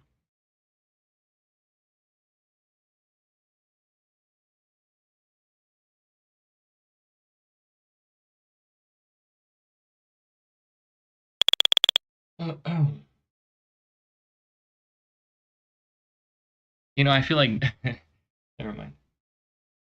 I want to make some videos that make people riled up. But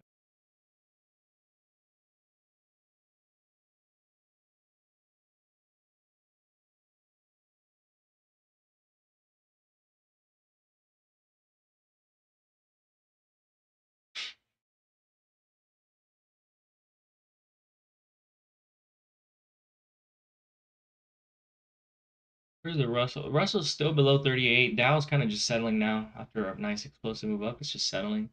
The Russell's concerning for me. I would have hoped that thing would have caught up today with the rest of the market, because the Russell's been kind of lagging behind a lot. I thought today would be the day where it catches up. It hasn't yet, but it will. At some point, if this trend continues on the Dow and the ES and the NQ, if this continues, the Russell at some point will catch a bid. And they just left it behind massively. So I don't know when that will be, but I think if the first sign would be a reclaim and close over that 2038 zone on the Russell. That level can hold above and close. That might start to rotation in favor to the Russell slightly. That goes for me also. Scalping is picking up. The thing is, like, for me, I just can't. Level touched. There was no longevity in it for me. I can do it for a period of time, and at some point it'll come and hit me it'll slap me. I mean, at some point it'll come back and bite me in the ass. You know? It'll be a day from now, a week from now, 2 weeks from now. At some point it comes back. Go on the streak. It's a problem. Try to refrain from scalping.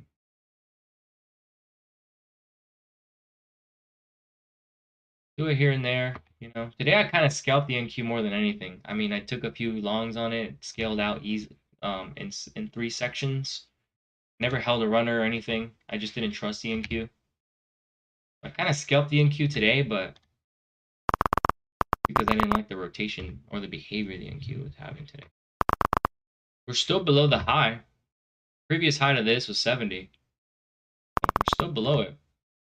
And there's still net set. Look at this, guys. They're still selling this thing. 64 hole. I mean, it's just a weird spot between a previous high and then a breakdown. In a weird spot right now.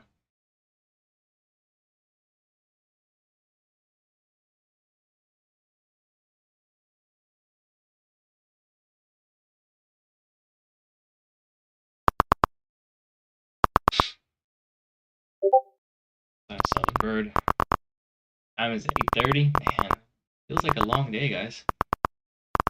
It feels so long so far.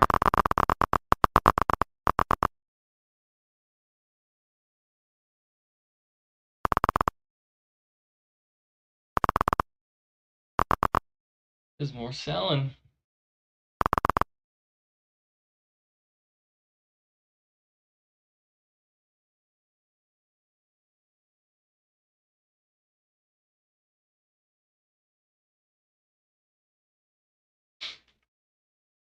Trying to hold the 64. The building. Look at this.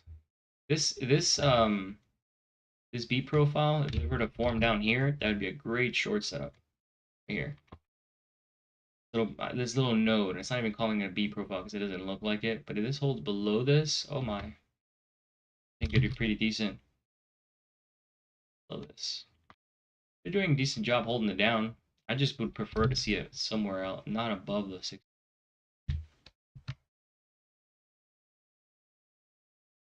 Nice.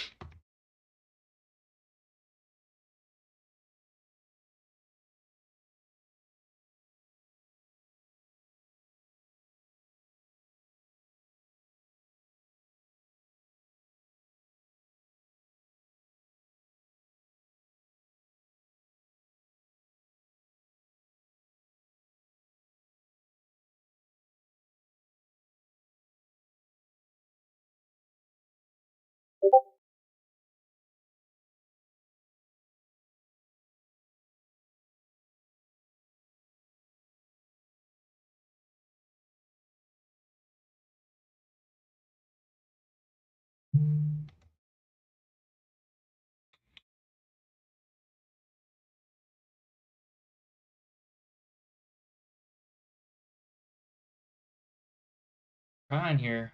I'll try one more time. 62, 63 is that low? I'll try the small stop. I don't like having tight stops because more often than not I'll get stopped out for the real move, but I'll try here. Volume's super thin. Super thin. Like it's dwindled down a lot.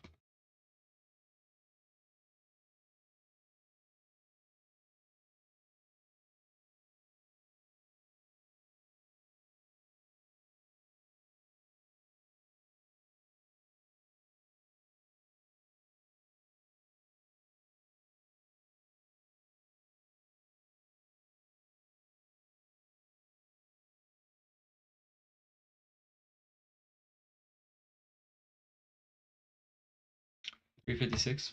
Nice.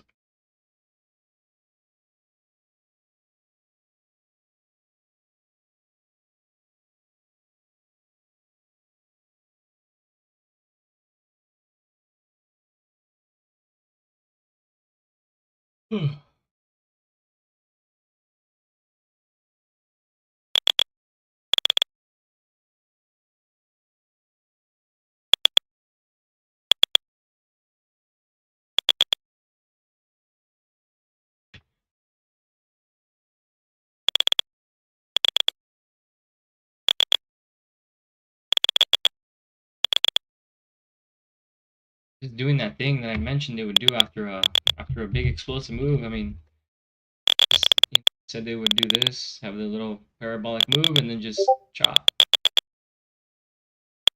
Right? It's kind of what I mentioned would happen if they after that parabolic move just digest it. At this point, there's no edge here to really know for sure what's next outside of waiting for the range to pan out. Let it show you where the acceptance is, and then play it from there. Right now we have the range high and low for this little acceptance zone, or range, or whatever you want to call it. Right? You have the midpoint 64, it's the pivot. You have the low end 58 and the high end 70, if you really want to be more accurate. Right? Kind of the acceptance area. So now they're off to the Hamptons. It's funny. I mean, the move came this morning. Now they just have the basing of price going into lunch, and then maybe around the next hour and a half, maybe by an hour and a half before the close, they might give you another move. There's just tons of selling. Look at profit taking, maybe mixture of profit taking and some active selling. There's lots of it. I mean, it's all we've had the last few prints. All the way throughout, ever since we dropped below, what was it? Ever since we dropped below 70, it's been selling. Net selling.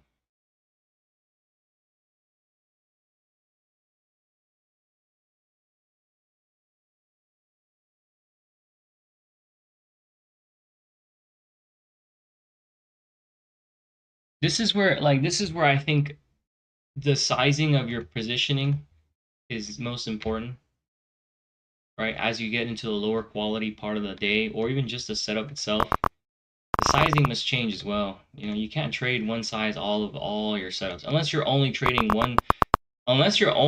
during the morning and you're only taking the same trade at the same time with the same criteria and quality, then I guess it makes sense. But if you're trading later in the day and the quality's lower, volume's lower, it's very different. The confirmations aren't all there. I mean, you got to size differently. You can't size all of them the same. It's just not acceptable. It's not going to work out.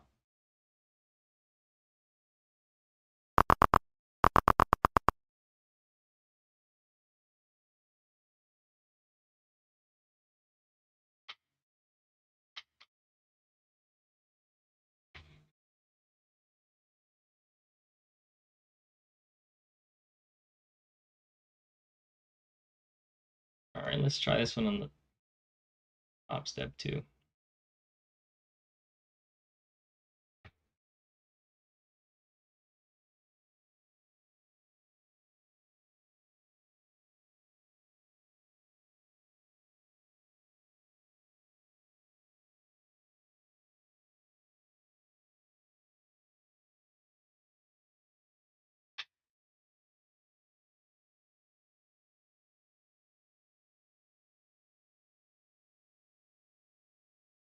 NQ is like smack in the middle of the whole range from yesterday. It's right in the middle. And the ES is right at the low, at the support from yesterday. This is yesterday's support level, where we kind of went lower. Honestly, a tough spot to be in. My entry is terrible, in my opinion. It's a terrible trade. It's because we're in the middle of everything. Middle of between 58 and 70. I'm in the middle. I'm in the middle of the whole range that's currently trading. Terrible.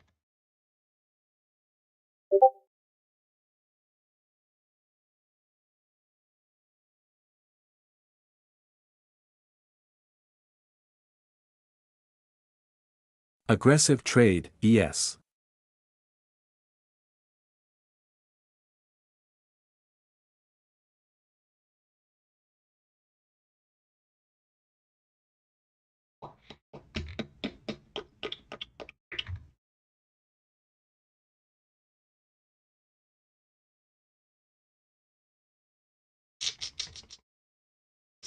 I'll wait for price to move into either side. Yeah, that's probably your best bet. Be stuck here for a while? Yeah. Yeah, I mean, yesterday's point of control, yeah, the past few sessions I'm looking at, we got about 63 and 66 as POCs from the two sessions. This is what I'm looking at. Right here. Oops, that's a little thick.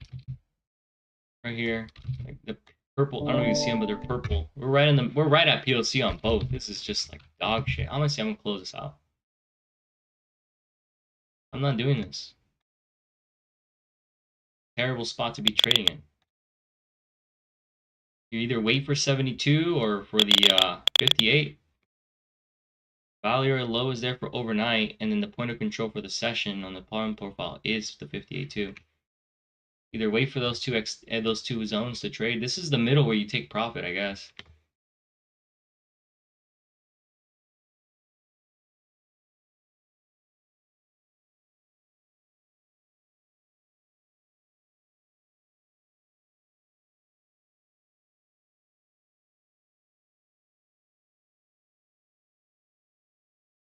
And the NQ is too. Right at point of control for the current, not the session, because I had to clear my volume profile earlier by accident. So, but it's currently in the middle of the range from yesterday. This is a no trade spot. Like this is just, it's terrible. Here, look, right in the middle. There's no trade here. At least not for not it's going to be good in terms of a big reward. Right in the middle of the ranges on both of them. Sucks.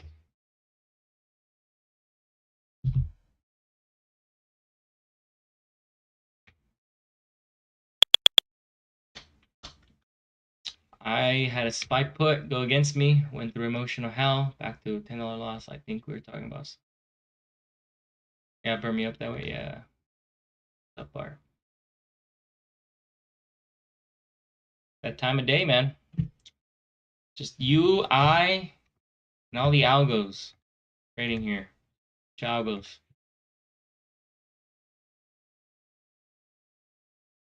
Let's talk about ice cream or something, right? Is this the time where we eat ice cream, Luis? Is this where this is where we have to go get that tub of ice cream?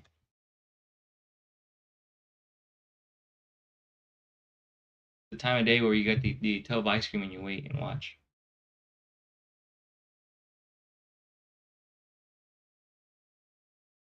No. You don't get the whole tub? Same time? Yeah. Yeah. I'm on a trade. Oh, okay, gotcha. Alright. Can't eat ice cream. Oh. Oh man.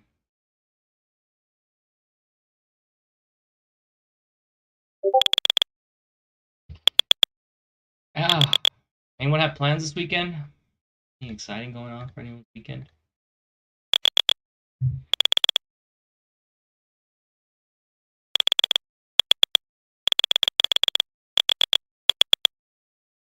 Can't eat ice cream because I'm lactose. You can eat ice cream. They have I don't eat the lactose ice cream either. I eat Ben and Jerry's. They have almond ice cream. See? I know because I buy it. I eat it all the time. See?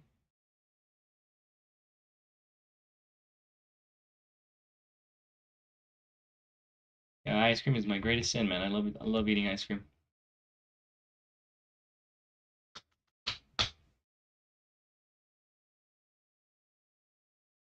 That brand is too expensive here. Oh, really?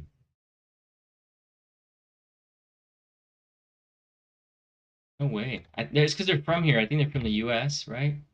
They have a few locations near us, storefronts. Oh, because it's imported. Seven of you guys said yes. Okay. So I think one of you guys said no stream tomorrow. No.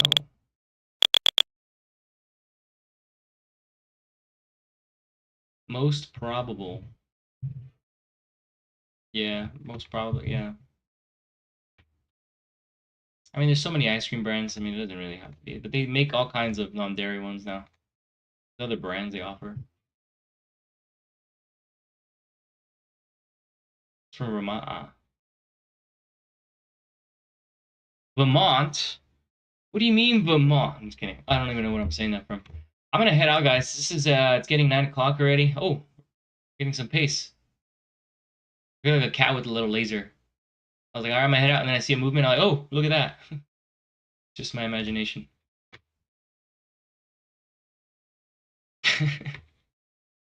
But anyway, I'm gonna head out, guys. I'll be live tomorrow. Probably be in the morning, Pacific time.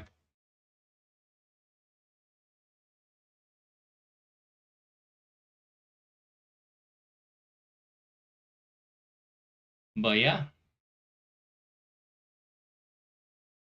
I'm just waiting to see if something happens before I leave. I am so hopeful right now. Thanks, man. Great rest of your day too. Cheers, see ya, Bandido. Thanks, Hawk. See ya, man. See ya, Neil. Nice trade. Thanks, man. I didn't fight the trend, guys. This Friday, I did not fight the trend. I did good.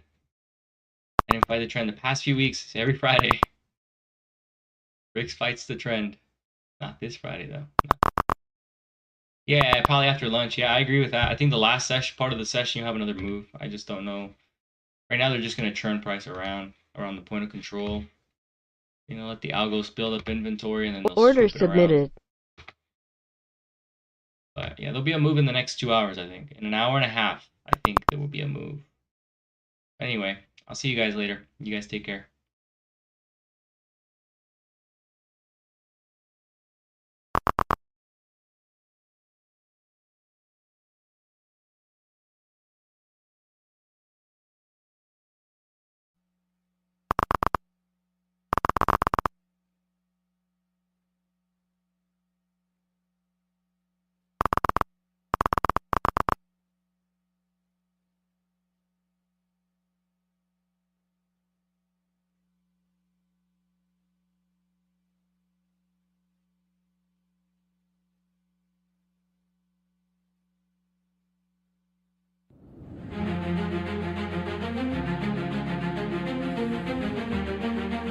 We are awaiting May non-farm payrolls here, just seeing 272 print coming through here. 272,000 versus 185 expected there. So that's not going to help things as far as the market is concerned. A huge upside print there, unexpected after 2 months in a row to the downside. The prior 165,000, if you remember, going back to last month. But yeah, there it is, 272,000 jobs created in May, much higher than 185,000 expected. The unemployment rate does tick higher, however, 4% versus a 3.9% expectation on that number. Non-farm payrolls total 229 for the U.S. there on the index itself. We also got Canadian jobs there coming through, just hearing the unemployment rate as well, 6.2% versus 6.1%, so an uptick in our unemployment rate as expected. A lot of people talking about that yesterday, 26.7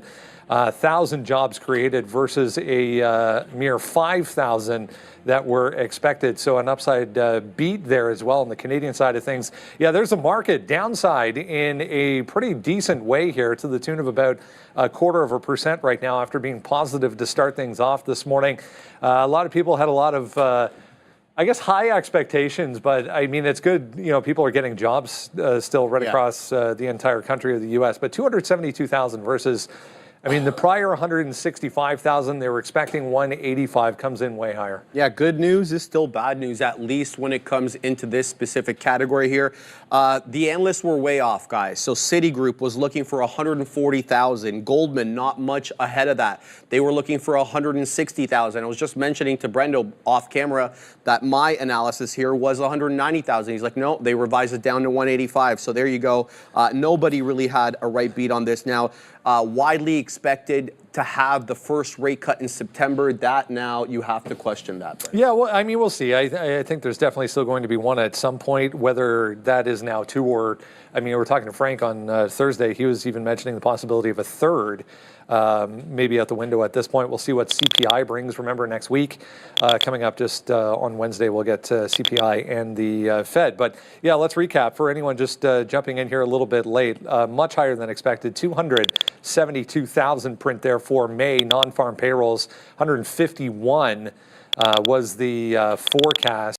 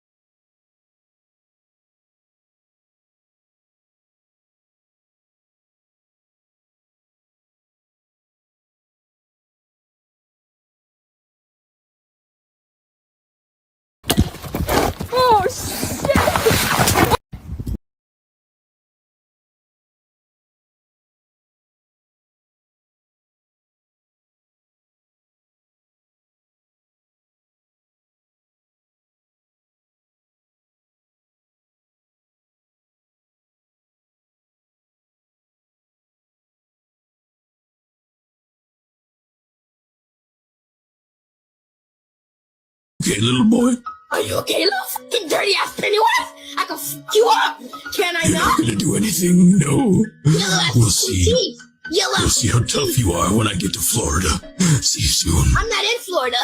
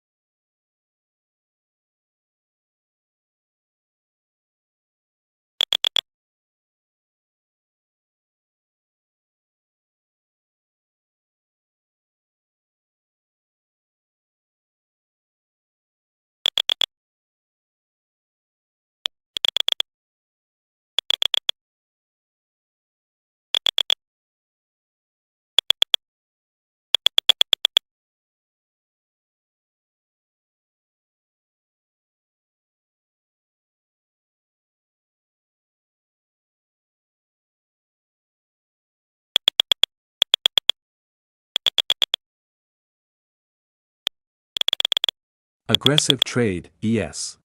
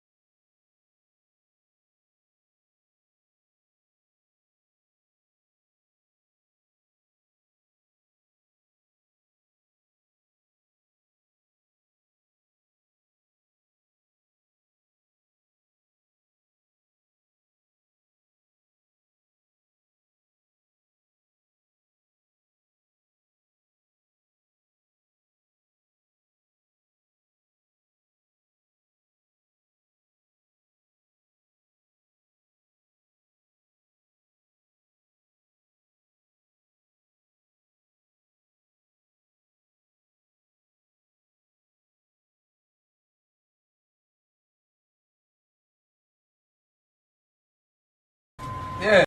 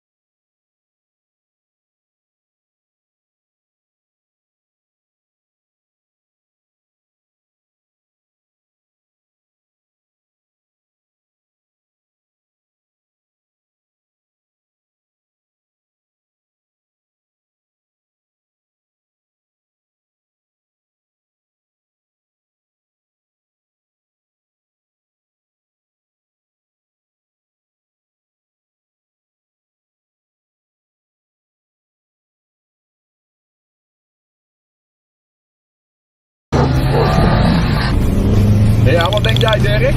Zou hij ontploffen? Nee, maar ik denk dat hij wel echt keihard afremt. Ja, zullen we het zo proberen? We gaan je nou 90. 90?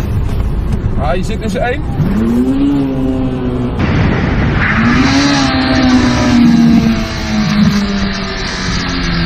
Nou, dat was best leuk. De motor vond het echt niet leuk. Hij tikt ook meteen. Hij tikt ook gelijk. Dadelijk komen de draaistangen hier door het schutbord heen. Serieus, hij trekt ook al echt niet meer. Echt niet? Nee. Volgens mij is het echt heel slecht. Hoort dat? Zo. Maar er gebeurt echt veel hoor. Ja, ik hoorde het ook rammelen. Ik hoorde echt Ja, je hoorde in één keer tikken, tikken, tikken, tikken, tikken. Ja, dit was echt niet goed. We kunnen alvast wel zeggen, doe dit thuis niet na. Dit zijn eigenlijk maar drie cilinders hoor. Ja, volgens mij is er al eentje. We versnellen nog steeds. Heb je nu vol gas? Ja, veel harder gaat het niet. Hoeveel hebben we? 80. Oké, ik doe het heel snel.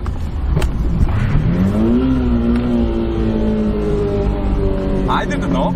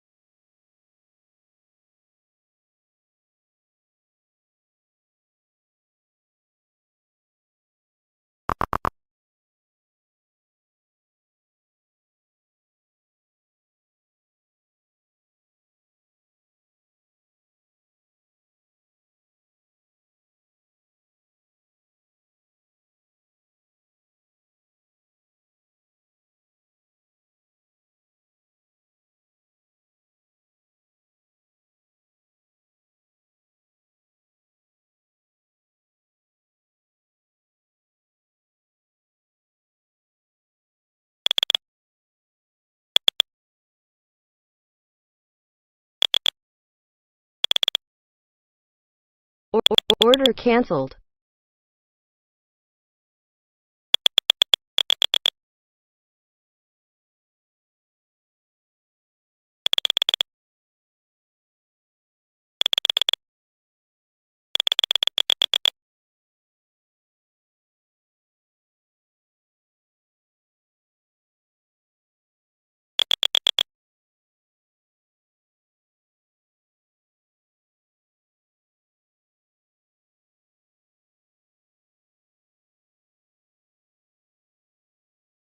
Aggressive trade, yes.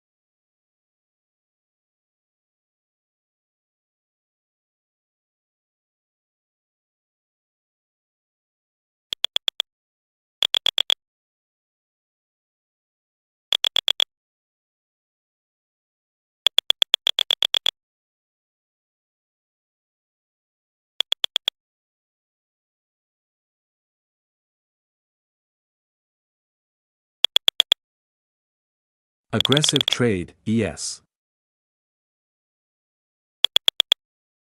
Aggressive trade, NQ.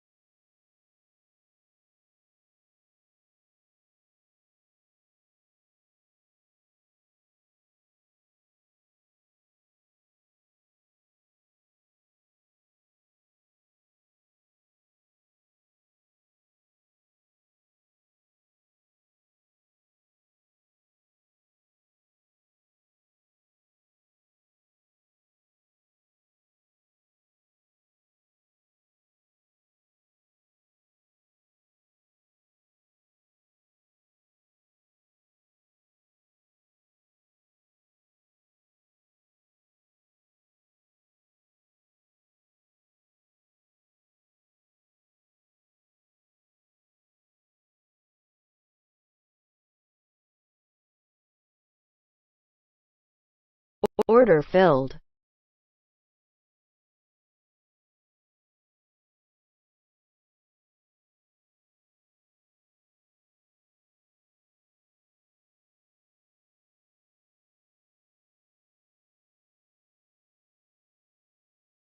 Order filled. Order submitted.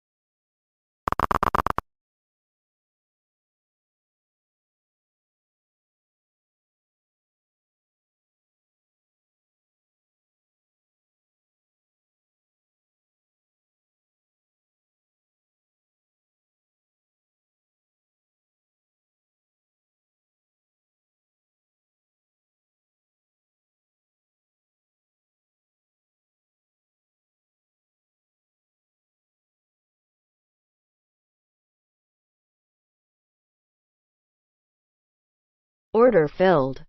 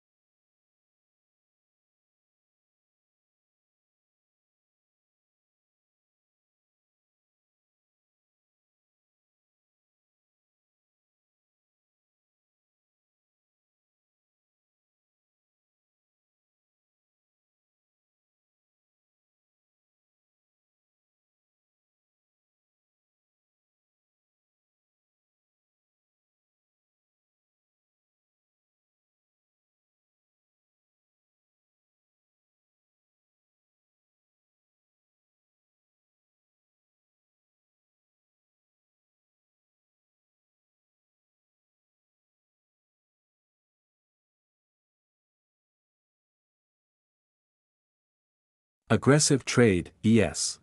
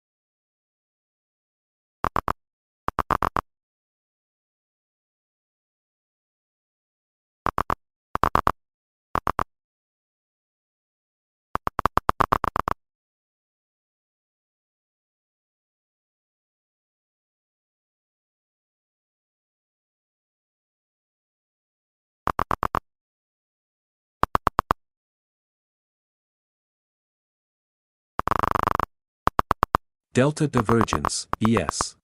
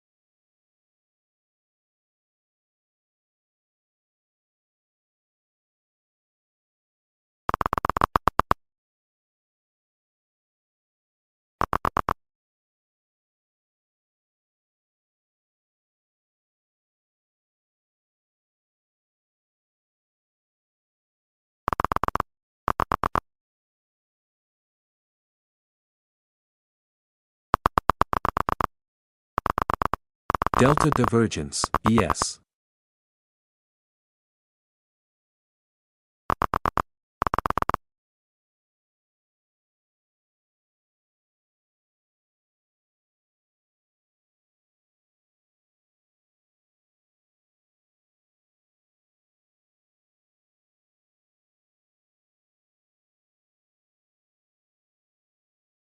Delta divergence, ES.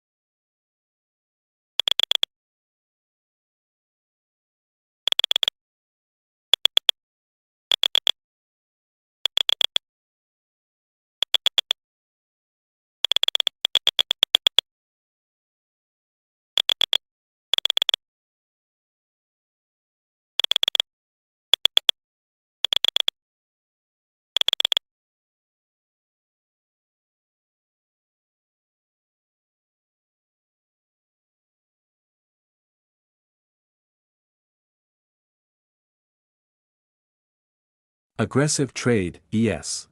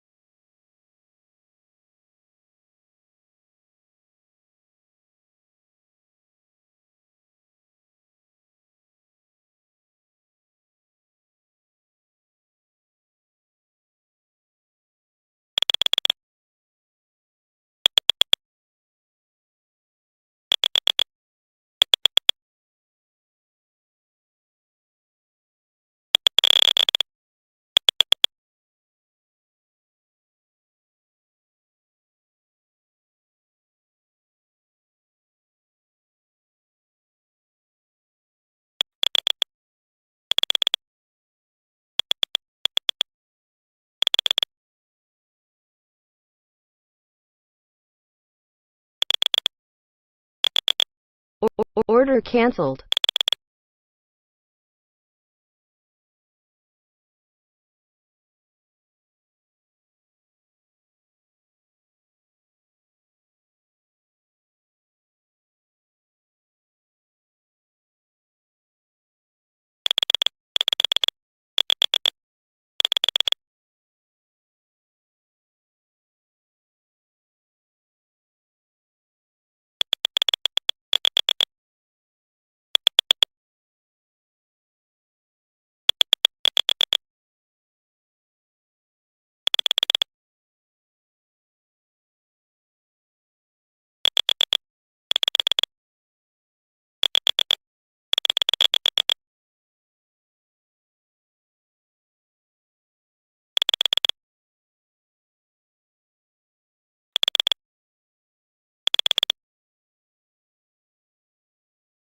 Delta divergence, ES.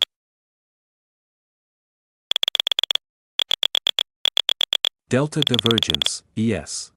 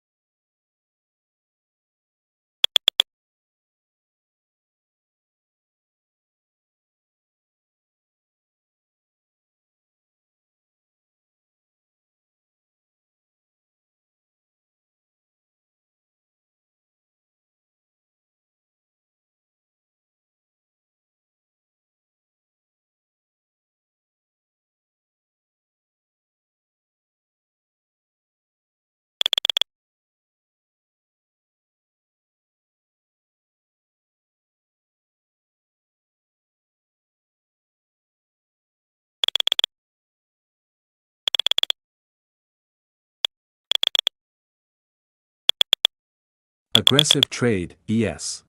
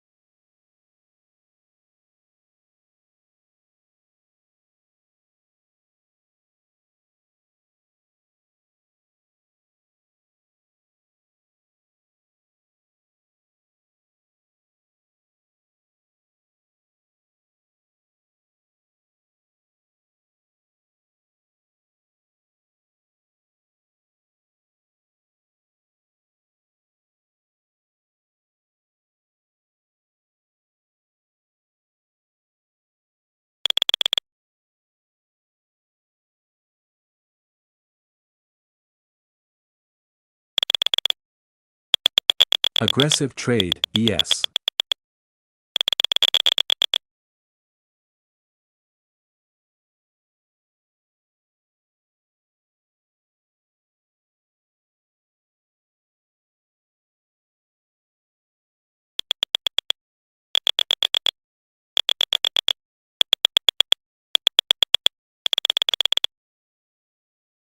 Aggressive trade, ES. Delta divergence, and aggressive trade, NQ.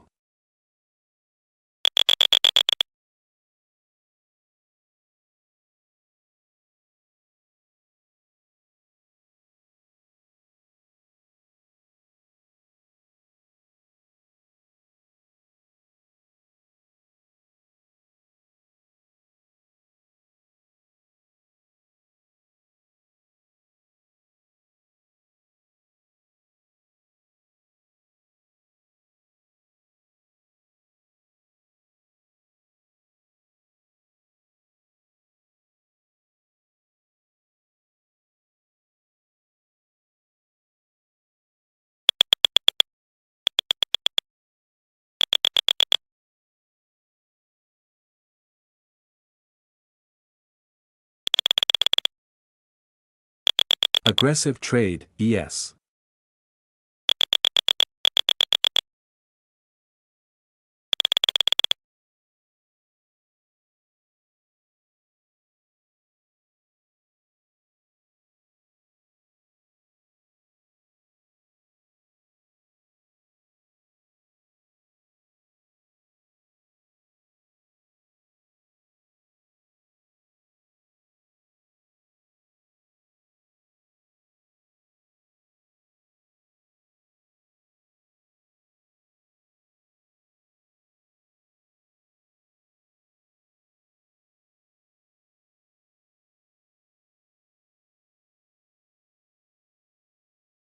Order filled. Order filled.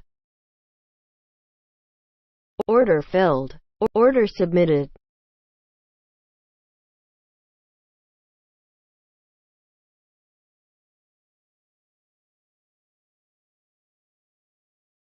Order filled.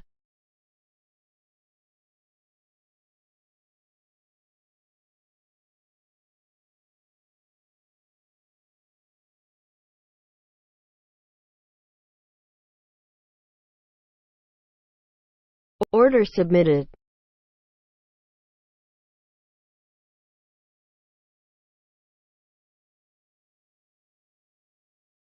Order submitted.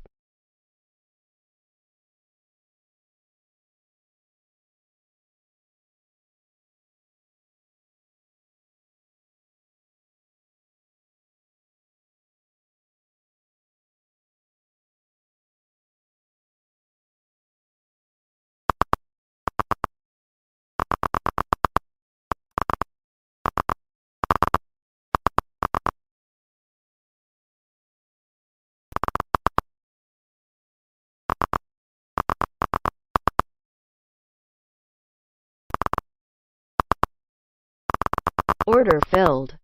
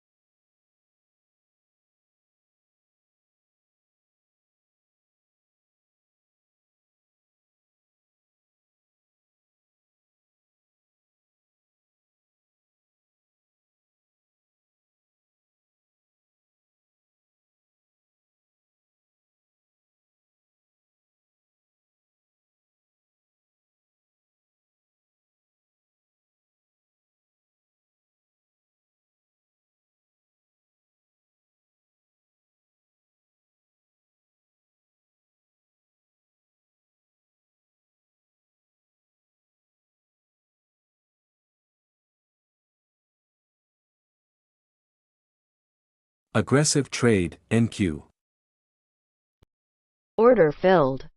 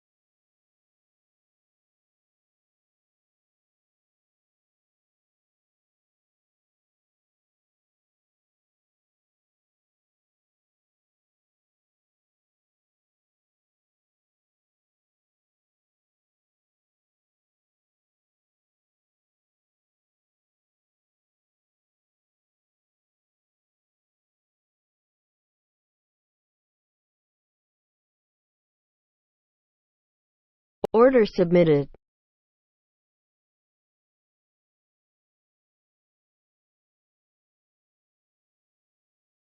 Order submitted.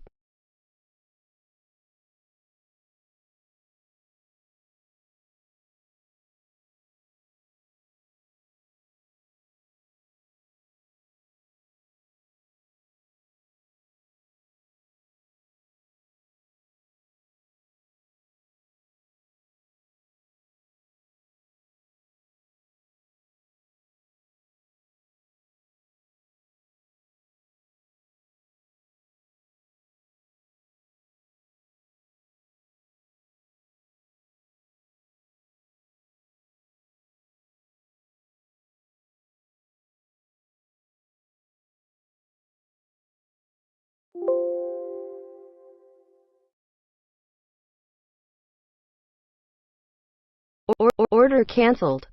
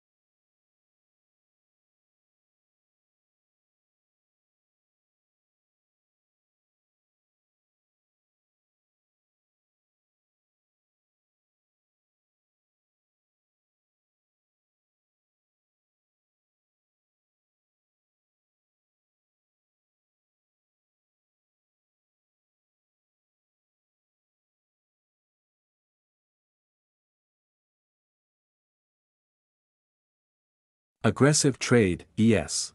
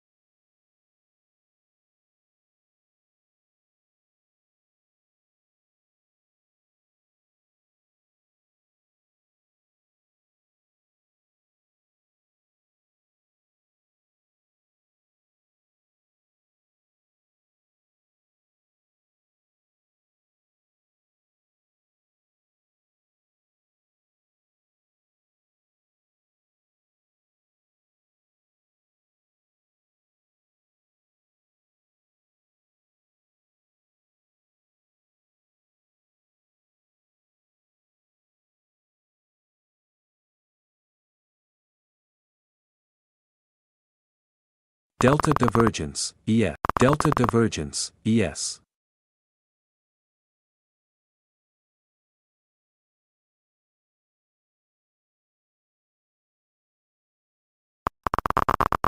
Delta divergence, ES.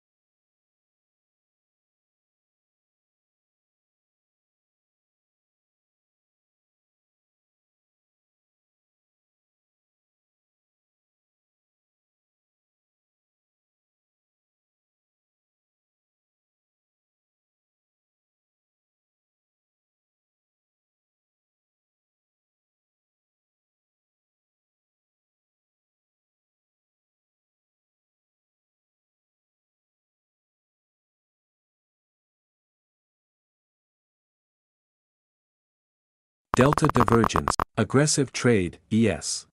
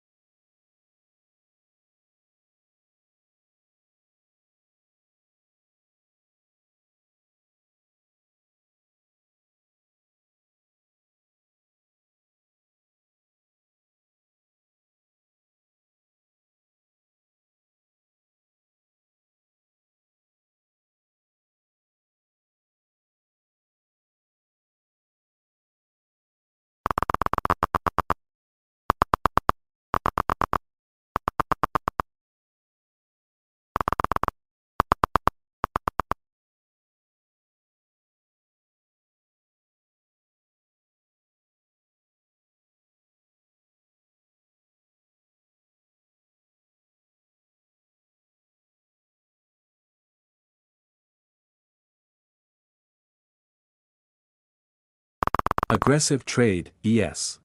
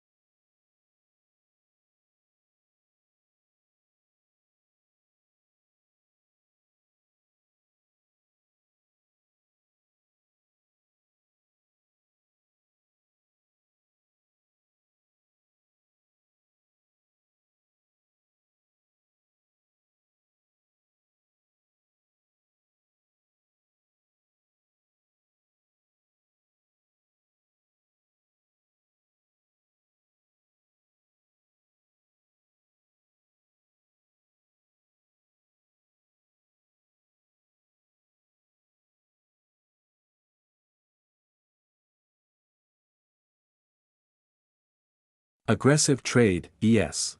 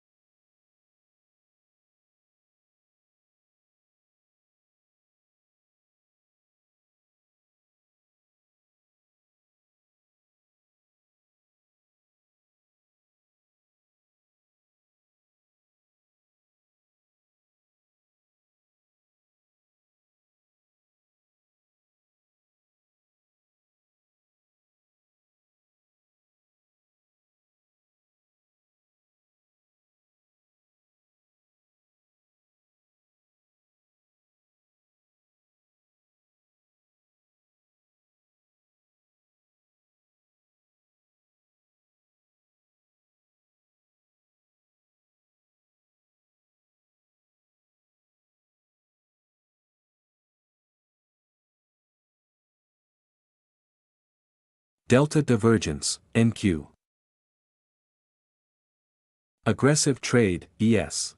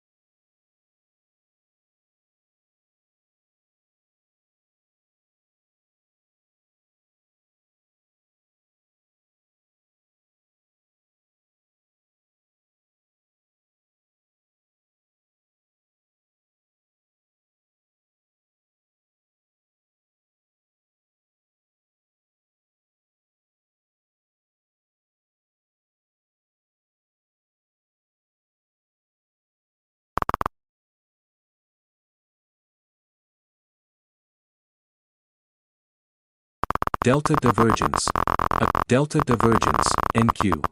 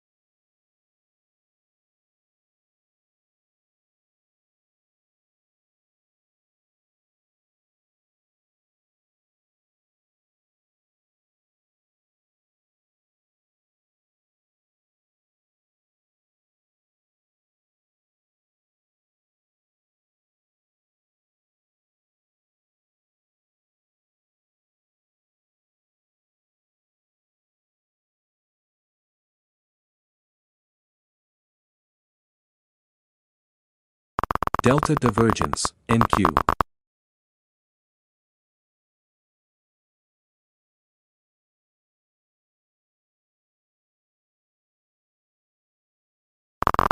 Delta divergence, NQ.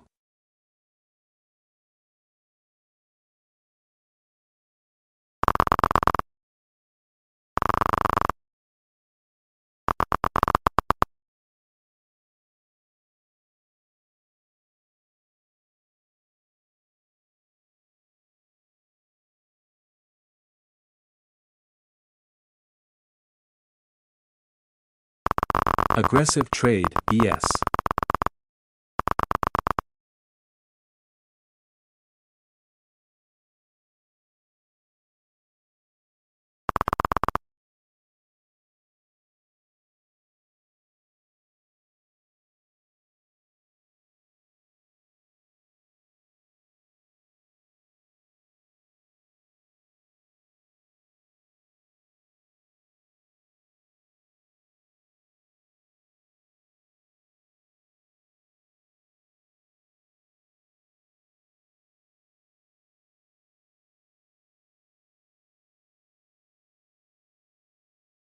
Order canceled.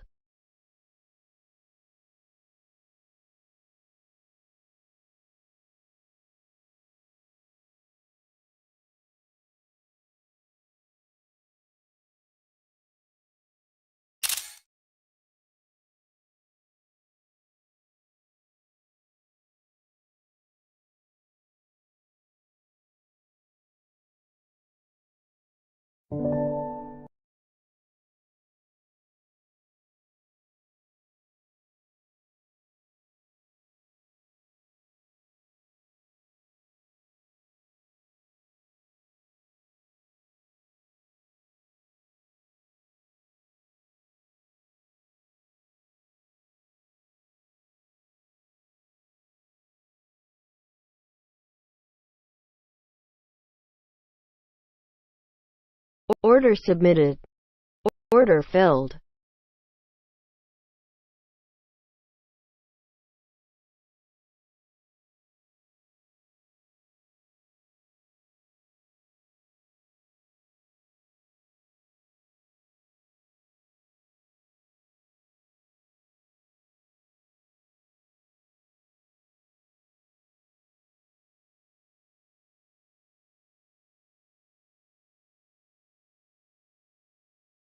Aggressive trade, yes.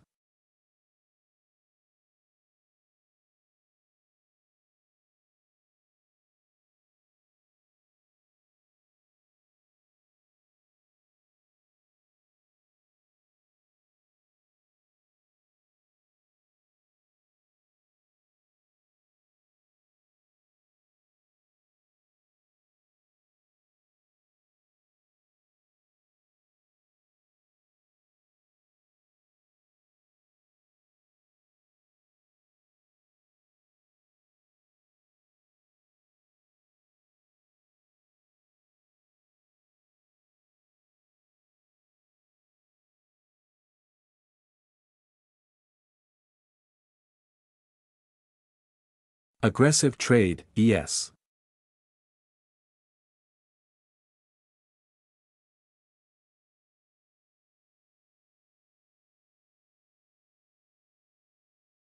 Order filled.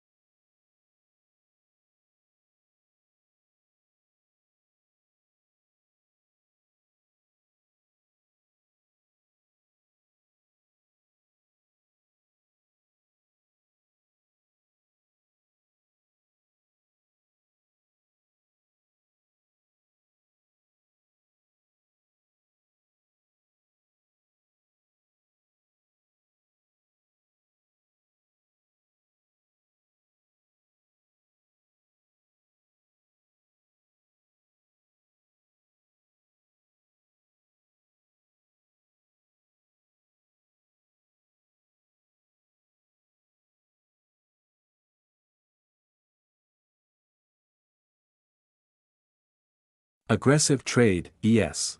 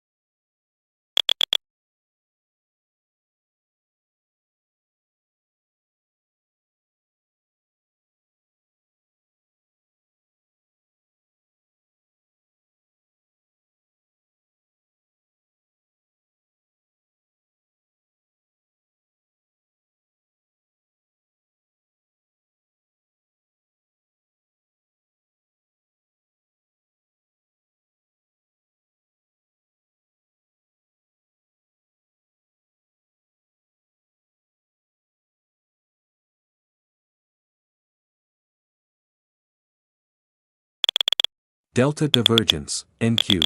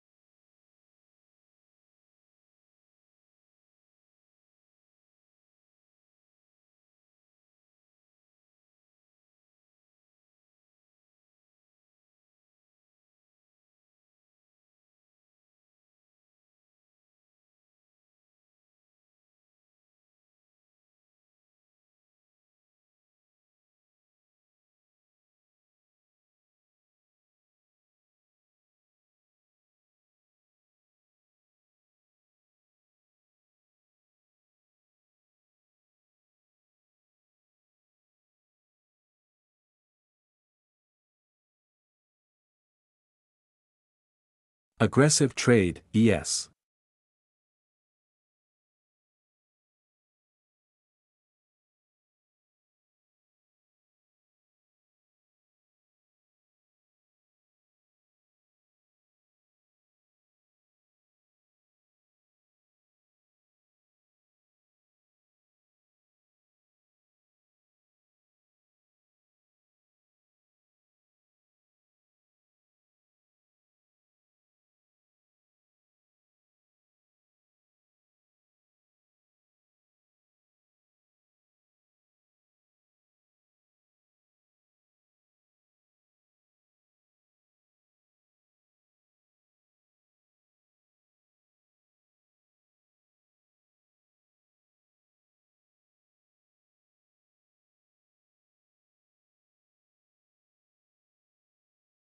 Split, you're going to see that they block out only their complementary color.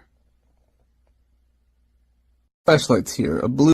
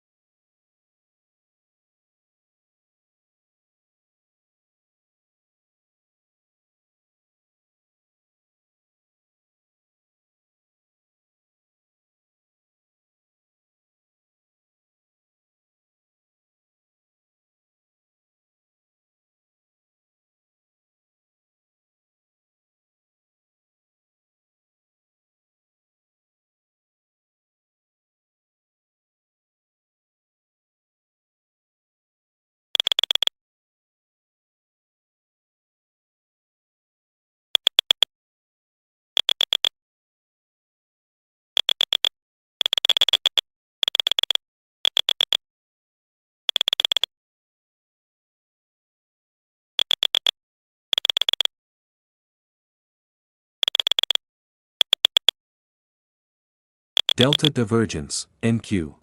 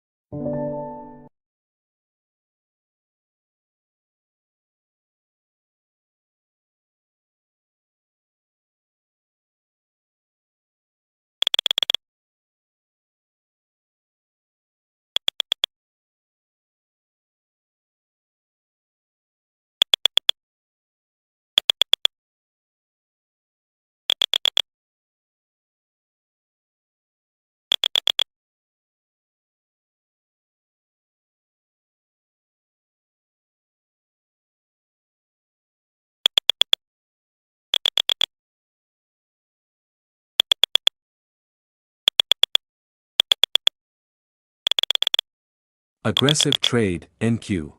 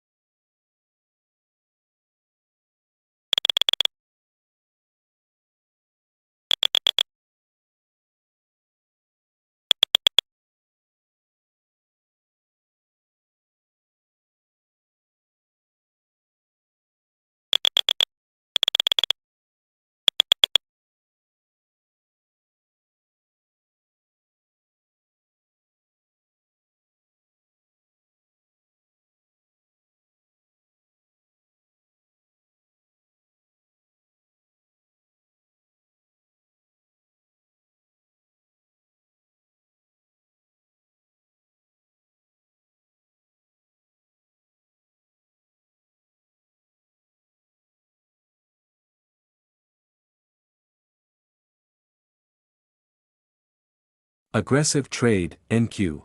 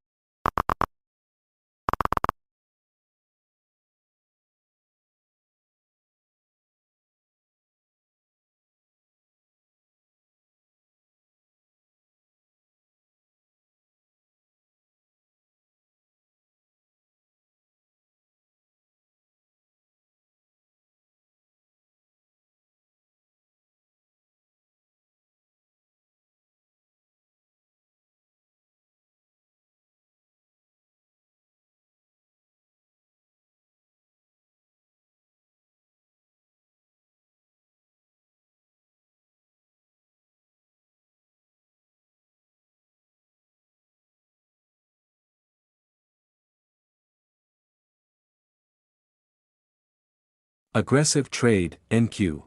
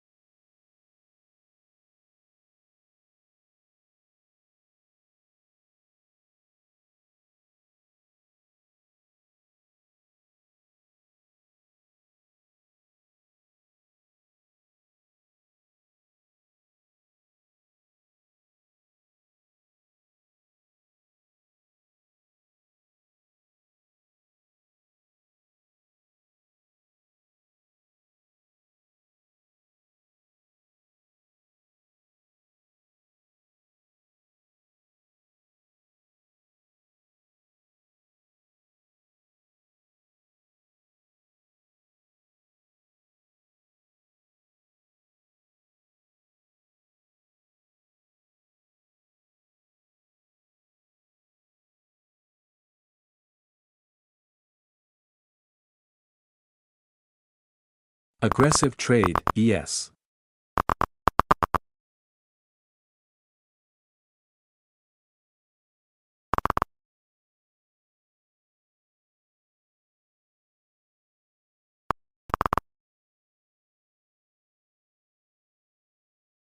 Aggressive trade, yes.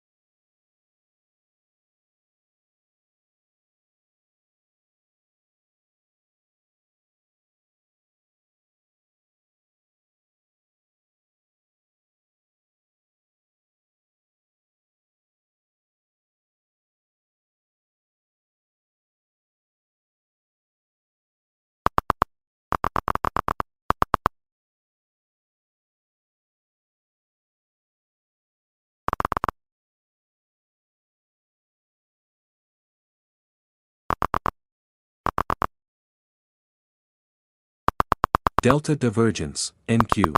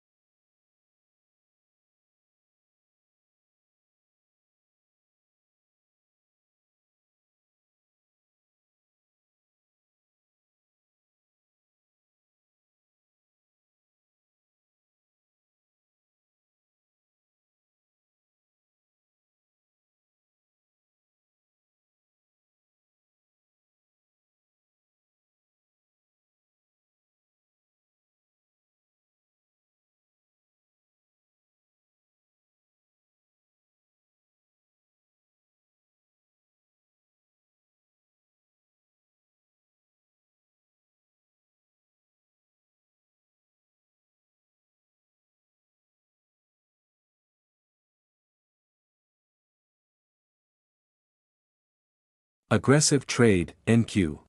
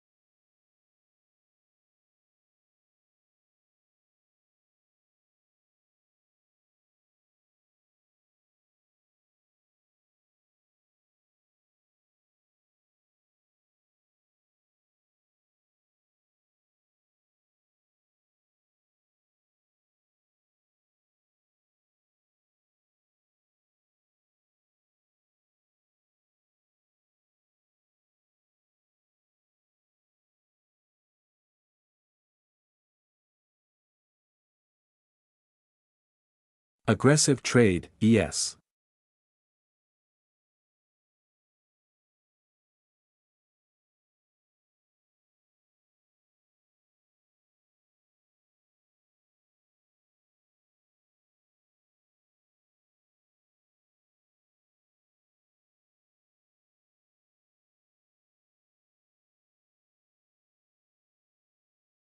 Delta divergence, yes. Delta divergence, yes.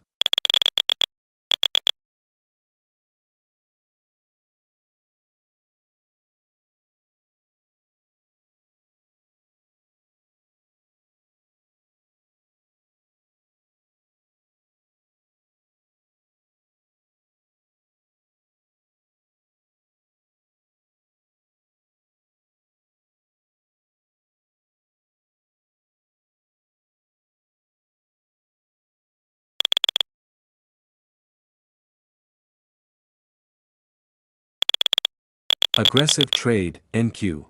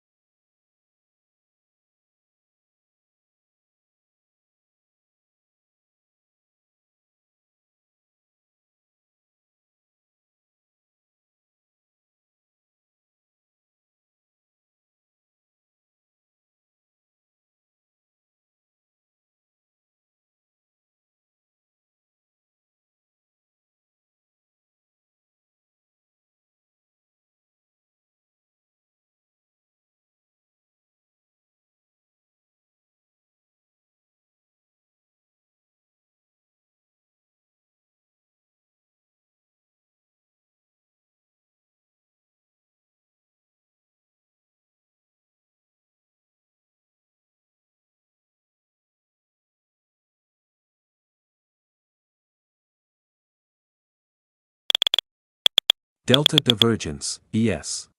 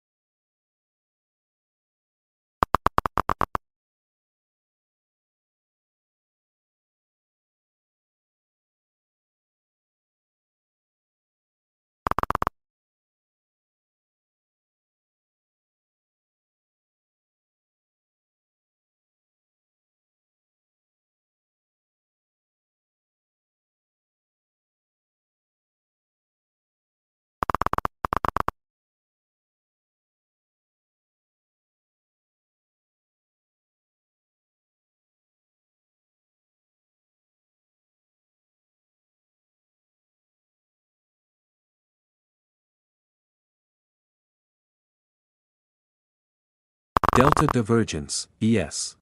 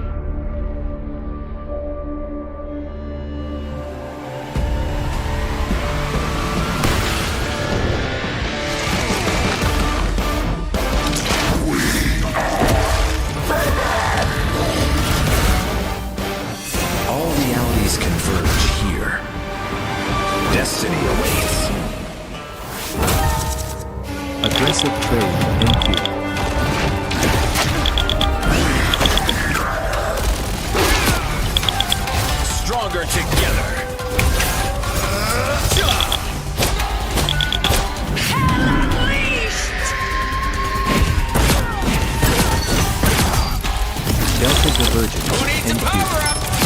Free fire zone. Embrace the chaos. Insignificant mass. Healing power. I'm back, baby. 3, 2, 1, blast off! Turns are jumping out. Gonna get sticky. Feel the wrath of the goddess!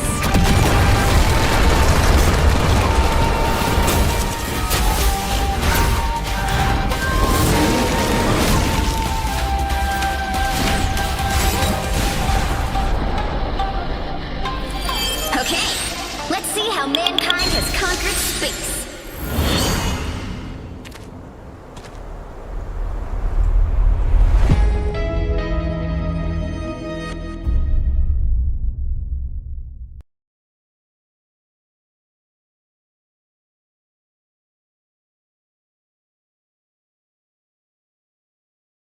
Like I said, we don't.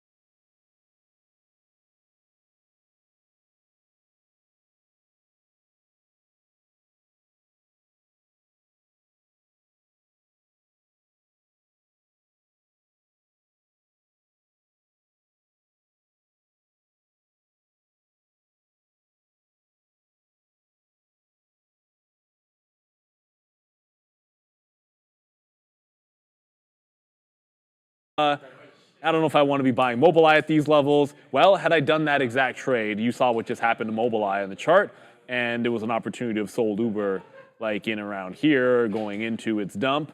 And if you bought Mobileye at that same time, the chart speaks for itself. But Uber with a nice bounce, and it's back to the 50 period.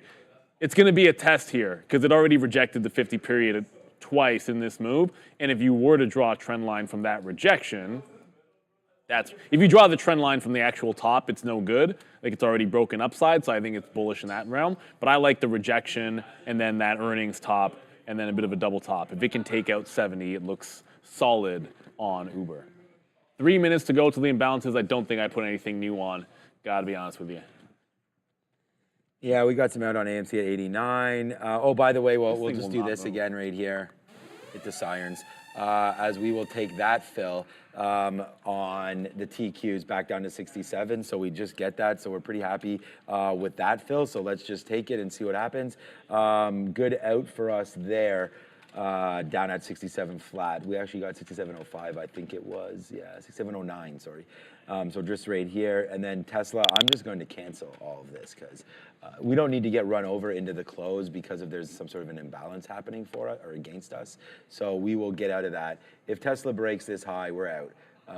170, it's right here basically, 177.41s. I don't even, we have such a small piece. This was never going to be a big trade. It was trying to be a big trade, but it never happened for us. It just bounced around. If we had come up and hit VWAP or like hit this, we could have thought about it, but it's just pretty dead. We'll wait to see what happens there. And honestly, we've made back, just by us scalping, we've made back money here in this afternoon and quite decent amounts of it. And just by putting on, not decent amounts, but just by putting on, again, a couple thousand shares. And Sharif actually said something that was pretty important earlier on. And it's like, we don't show you the share size. You're just gonna have to, when I tell you what I'm doing and that we're using decent share size, I hope that that allows you to understand that I'm putting on a position that I consider to be relatively decent. I mean, I hope that Adair and Neil and all that and Sharif gives that same kind of a feel for you based on whatever they're doing. But again, it doesn't really matter your share size, it's your plan of action. So like, if I were to put on 20,000 shares or 1,000 shares of AMC, my stop would still be this 95 area.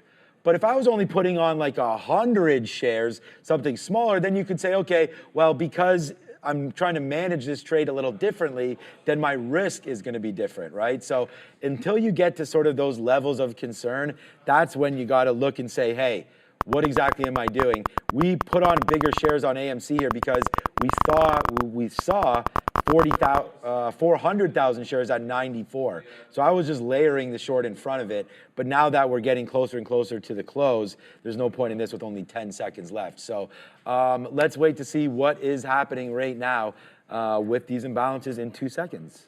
Aggressive 2 seconds for the trade, imbalances. yes. Thank you for the. I said that about automated driving, and everyone's giving suggestions. Yeah, I've looked into Baidu. I just don't want more China risk. Apple sell 1.3 million to the downside. Well, it might be it's going down. I think I saw Monster for $1 million to buy. NYCB doesn't really matter. Amazon sell 900,000. Alphabet sell 900,000. Microsoft sell 800,000.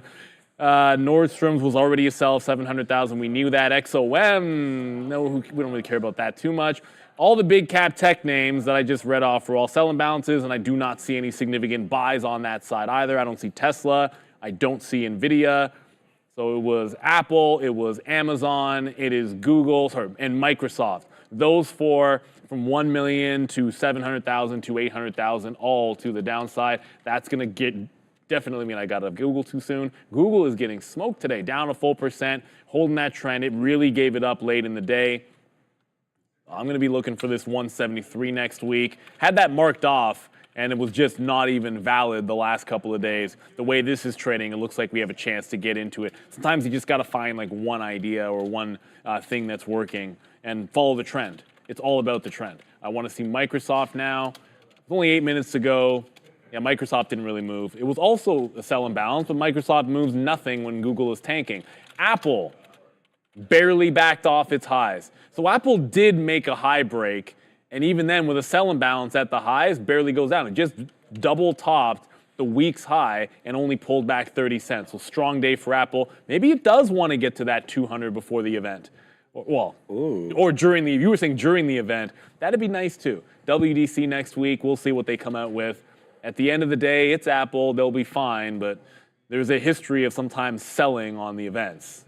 Just saying, and if you look at where it is on the daily chart, one could be cautious if you look at the daily of Apple and understand it's got this going into the W setup on WDC. W setup, I like that. Well, I don't know if that's what, I think that's what it looks like, so maybe aggressive that's the setup. Trade, yeah, right back up NQ. to the day's high. We just don't want to fail off that again. That would be bad. But again, I don't mind failing off of news because I think that can settle itself down. All right, so there it is right there. We will go another one because we just put some damage back in. We got Meta here this afternoon. We've got the NASDAQ. We got Tesla. And then we got AMC. So we don't have really anything to complain about here this afternoon. Let's just check in quickly on GameStop and just to have a quick look to see what that's doing. We just click on it on my blotter so we can see quickly on this one. So still 28.5. Join me on the recap show and we'll be going over everything that has to do with everything today. It'll be a real quick one, just gonna be myself, so you guys can join me there unless anybody wants to stay with me, Brendo or Neil. I offer a welcome to that if you want. I actually would, except for the fact my wife has a work event, so I'm with my daughter and I don't want her to be alone. She might. I mean, you don't want your kid to be alone. She'd probably like enjoy it. She's like, she just eat candy and all that good stuff. But I gotta like let her in the house and stuff. So yeah, I got to fly immediately after as well. So it'll be just at 4:30. We will cut the stream. You know, like GameStop. We'll just cut the stream there. At least there will be. I've got golf with the guy tonight, and then swimming. There's testing for swimming, so double activities there tonight. My wife just runs around and does it all. So I'm very, very blessed. Can I make one last rant about the live stream? If you, I mean, not ours. I'm just talking about. No, I mean you can rant on whatever you want. One last thing about the whole work, like being in a moment like that where so much is at stake, and the stock went all the way to like $70 or $67 in the aftermarket, and it was such a huge ramped up. When it got announced that there was going to be a stream, you saw what happened in the afternoon. For after all of that to end up being like 15, 20 minutes late, it's just. Like you said, the point that I don't think he cares too much, and which I don't know why. I don't know why I would have expected him to. He has no obligation to care about other people that own the stock in that moment. Oh no, I don't mean he doesn't care about any other people. I'm just saying he's chilling. He's already made his money. He has 30 million. He's got 30 in cash. So he already made the first time. So like the stakes were probably a lot different the first time GameStop rallied, right? Where you put it in early, and you're like, is it going to go or is it not going to go? When you make that kind of a bet and it's already deep in. You know, that's kind of like loading up on ETH at 2000 when you've already banked when it was $1. Aggressive trade. That's fine. Like NQ. No, I respect the shot and all that good stuff, but it's a lot easier to do when you're sitting pretty. And the trend is the other way on this. It is so like what it did. If you look at this, this is the last 3 days on GameStop, and it's almost symmetrical. 26 bottom. 26. It's just the way that it got there. And sometimes hindsight's going to be 20/20. Your best long opportunity was when it got back to the fifth. Double bottom at 26, it bounces off 26. Everything else just should have been a short. When you really zoom it out, how obvious does 48 short look? It looks really obvious, but if your bias was to the long side like mine, it is what it is. The mistake I made was giving up the BlackBerry short at the exact wrong moment. 355 just hit. I saw pretty much everything pair off. No Apple, no Microsoft, no Amazon, no Google anymore. They were all 700,000 to 1 million. They are now all gone, except for Apple is now 500,000 to buy. So it actually flipped from a sell to a buy on Apple because obviously Apple is a beast. Yeah, we love Apple. Apple's been a good spot for me. We went long at 169 and change, and I know I'm thinking about getting out. We'll probably get out maybe Monday morning. We'll see at least some of it ahead of Worldwide Developers Conference. So here's GameStop. I mean, there's 50,000 shares right there. And the one thing about Roaring Kitty, and I'm going to talk about it on the after show as well, is good for him. I mean, you know, he came out, he did what he had to do, and it wasn't much, and he didn't promise anything. So, you know, nothing wrong with doing what he did. I just think a lot of us, and we talked about it here let me see my games. I don't have any trades this afternoon, and I feel pretty good about that.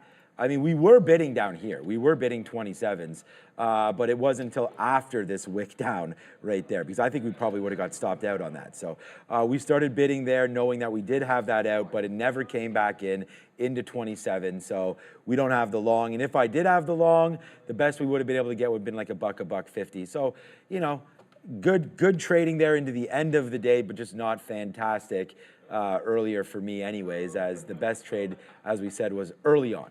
And those of us that made money there just gave it all back. As I said, it will be the #1 P&L fail today for the floor. So, but anyways, it doesn't matter. We tried it out, and I think, and I said it to a couple of the traders, you got to try it, and that's what I did. And I thought the long was going to hit. It did not. So we got to do what we got to do. And that is get out of it when it's wrong. And so you're not holding the bag and you just look down and it's just another day, right? If you hold the bag the whole way and you're long here at 36 or 37 waiting for this to happen, well, we got to stop out at the end of the day. So no matter where this thing opens up on Monday, it doesn't matter to us. So instead of holding the bag at all these levels, you got to have stops. And I just feel like that VWAP, I mean, how good was VWAP today? Fantastic. It meant nothing early, but then right there it was the top, and right there it was the top again. So good trading today on all of these names. Let's just see what winds up happening after hours. I believe we take 30 after hours. Just like I said yesterday, after hours this thing's going to run. It went to $60. So we'll see what happens here with only 2 minutes to go. There you go. It turns out there was supposed to be some sell action on Monster at the close for the S&P. But I can tell you it's a good thing if you were anticipating that. Monster actually bounced. And it was a buy and bounce. I don't see it anymore. It looks like it's gone at this particular moment. We only have 90 seconds to go. Just make sure all orders are canceled, all stops are out. I still have one on Alphabet, but it would have been to flatten anyways. So it's all about sticking to your plan. We talk about this all the time. Like, NVIDIA could have just been like one trade. On a normal day, NVIDIA was so clean at 1200. You just have that. You have 1210. You're good to go. You're locked and loaded. But didn't. Woulda, coulda, shoulda. All you can do is learn from it. Hope and victory. Nike Aggressive rocket trade, ship. yes. Lulu had a good bid today. Gave some back. Nike gave some back as well. But this was one of the stronger stocks. Aggressive and trade, it is NQ. on a breakout on the daily charts. Let's acknowledge Nike. That 96 break, it happened. It's going to close above 96. So the trend is still up on this thing. So the bottoms happen, higher lows, and now a breakout on Nike with less than 1 minute to go. We'll see what happens with, I'm going to have GameStop up just out of morbid curiosity. We're not trading anything. But if it does make a move, it should be at least fun to watch. Glad we didn't have any of this in the afternoon because I think all you would have had is bamboozlement trying to overtrade it on GameStop. You could have just been in there taking every single break and then just getting paper cut after paper cut, which is not a heck of a lot of fun. Aggressive trade, NQ. 5 times it looked like it was going to break out, and it did absolutely nothing on GameStop. So you got to be wary of that. Less than 20 seconds in to go here, so we're going to have the bell rung. Let's go. It is Ramin on the bell. Everyone wants to always see Ramin.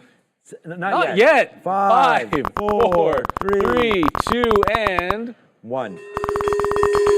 There it is. See, you get to see Ramin ring the bell. There's always something new every single day. It was a wild, I got to tell you, despite the fact that GameStop is the entire reason why momentum trading sucked today for me, it's fun to trade it. Yes. I can't pretend that it wasn't fun, but it certainly stunk not to have traded other things. Ultimately, it was kind of like the Super Bowl for GameStop today. Just finding that short would have been the way to go. There was a good IPO today as well. If you traded that, that was a decent one. I see Ike Anderson saying HKD, let's go. You're not going to make me pull up HKD. Nothing's happening there. The NASDAQ closes slightly down, 0.13 to the downside. We got the ES trading down about 0.17.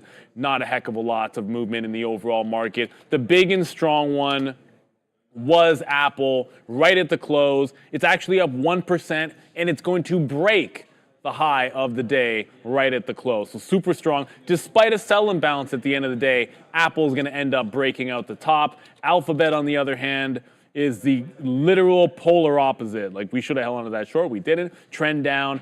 So Apple strong. Google very, very weak, down 1.4%. NVIDIA on the last day above 1,200. So you're never going to get to see, well, I shouldn't say never. You were not going to get to see NVIDIA trading in the thousands for a very, very long time because it's going to do the split. You'll see it trading at $120 on Monday morning or in thereabouts is what you should end up checking out there. So it is what it is. I think it's going to be great for a lot of traders, for day traders especially, because it's just easier for the price action. And then for a lot of other people, it's more about the options, right? It's a little bit less expensive to play in the options when it comes to NVIDIA. So you guys know what's up there.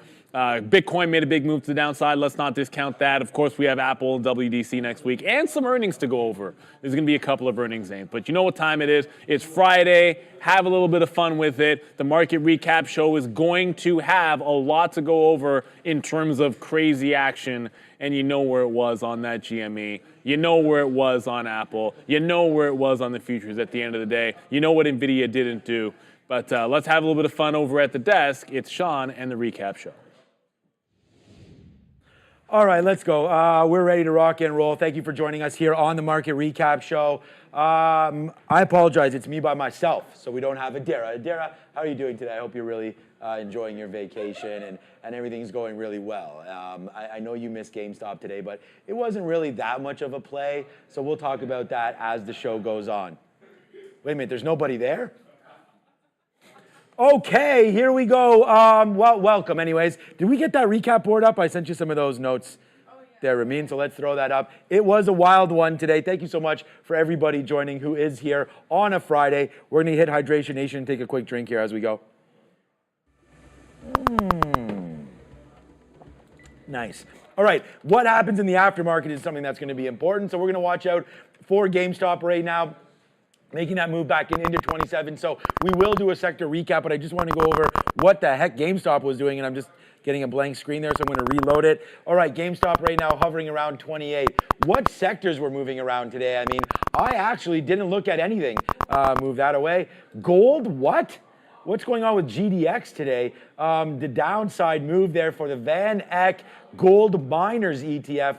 Let's flip this over there. I don't know what the story was with gold today, but it seems like it is a nice little downside move from $37. GDX giving it up. GLD also down 3%, 3.5%. Look at gold slipping up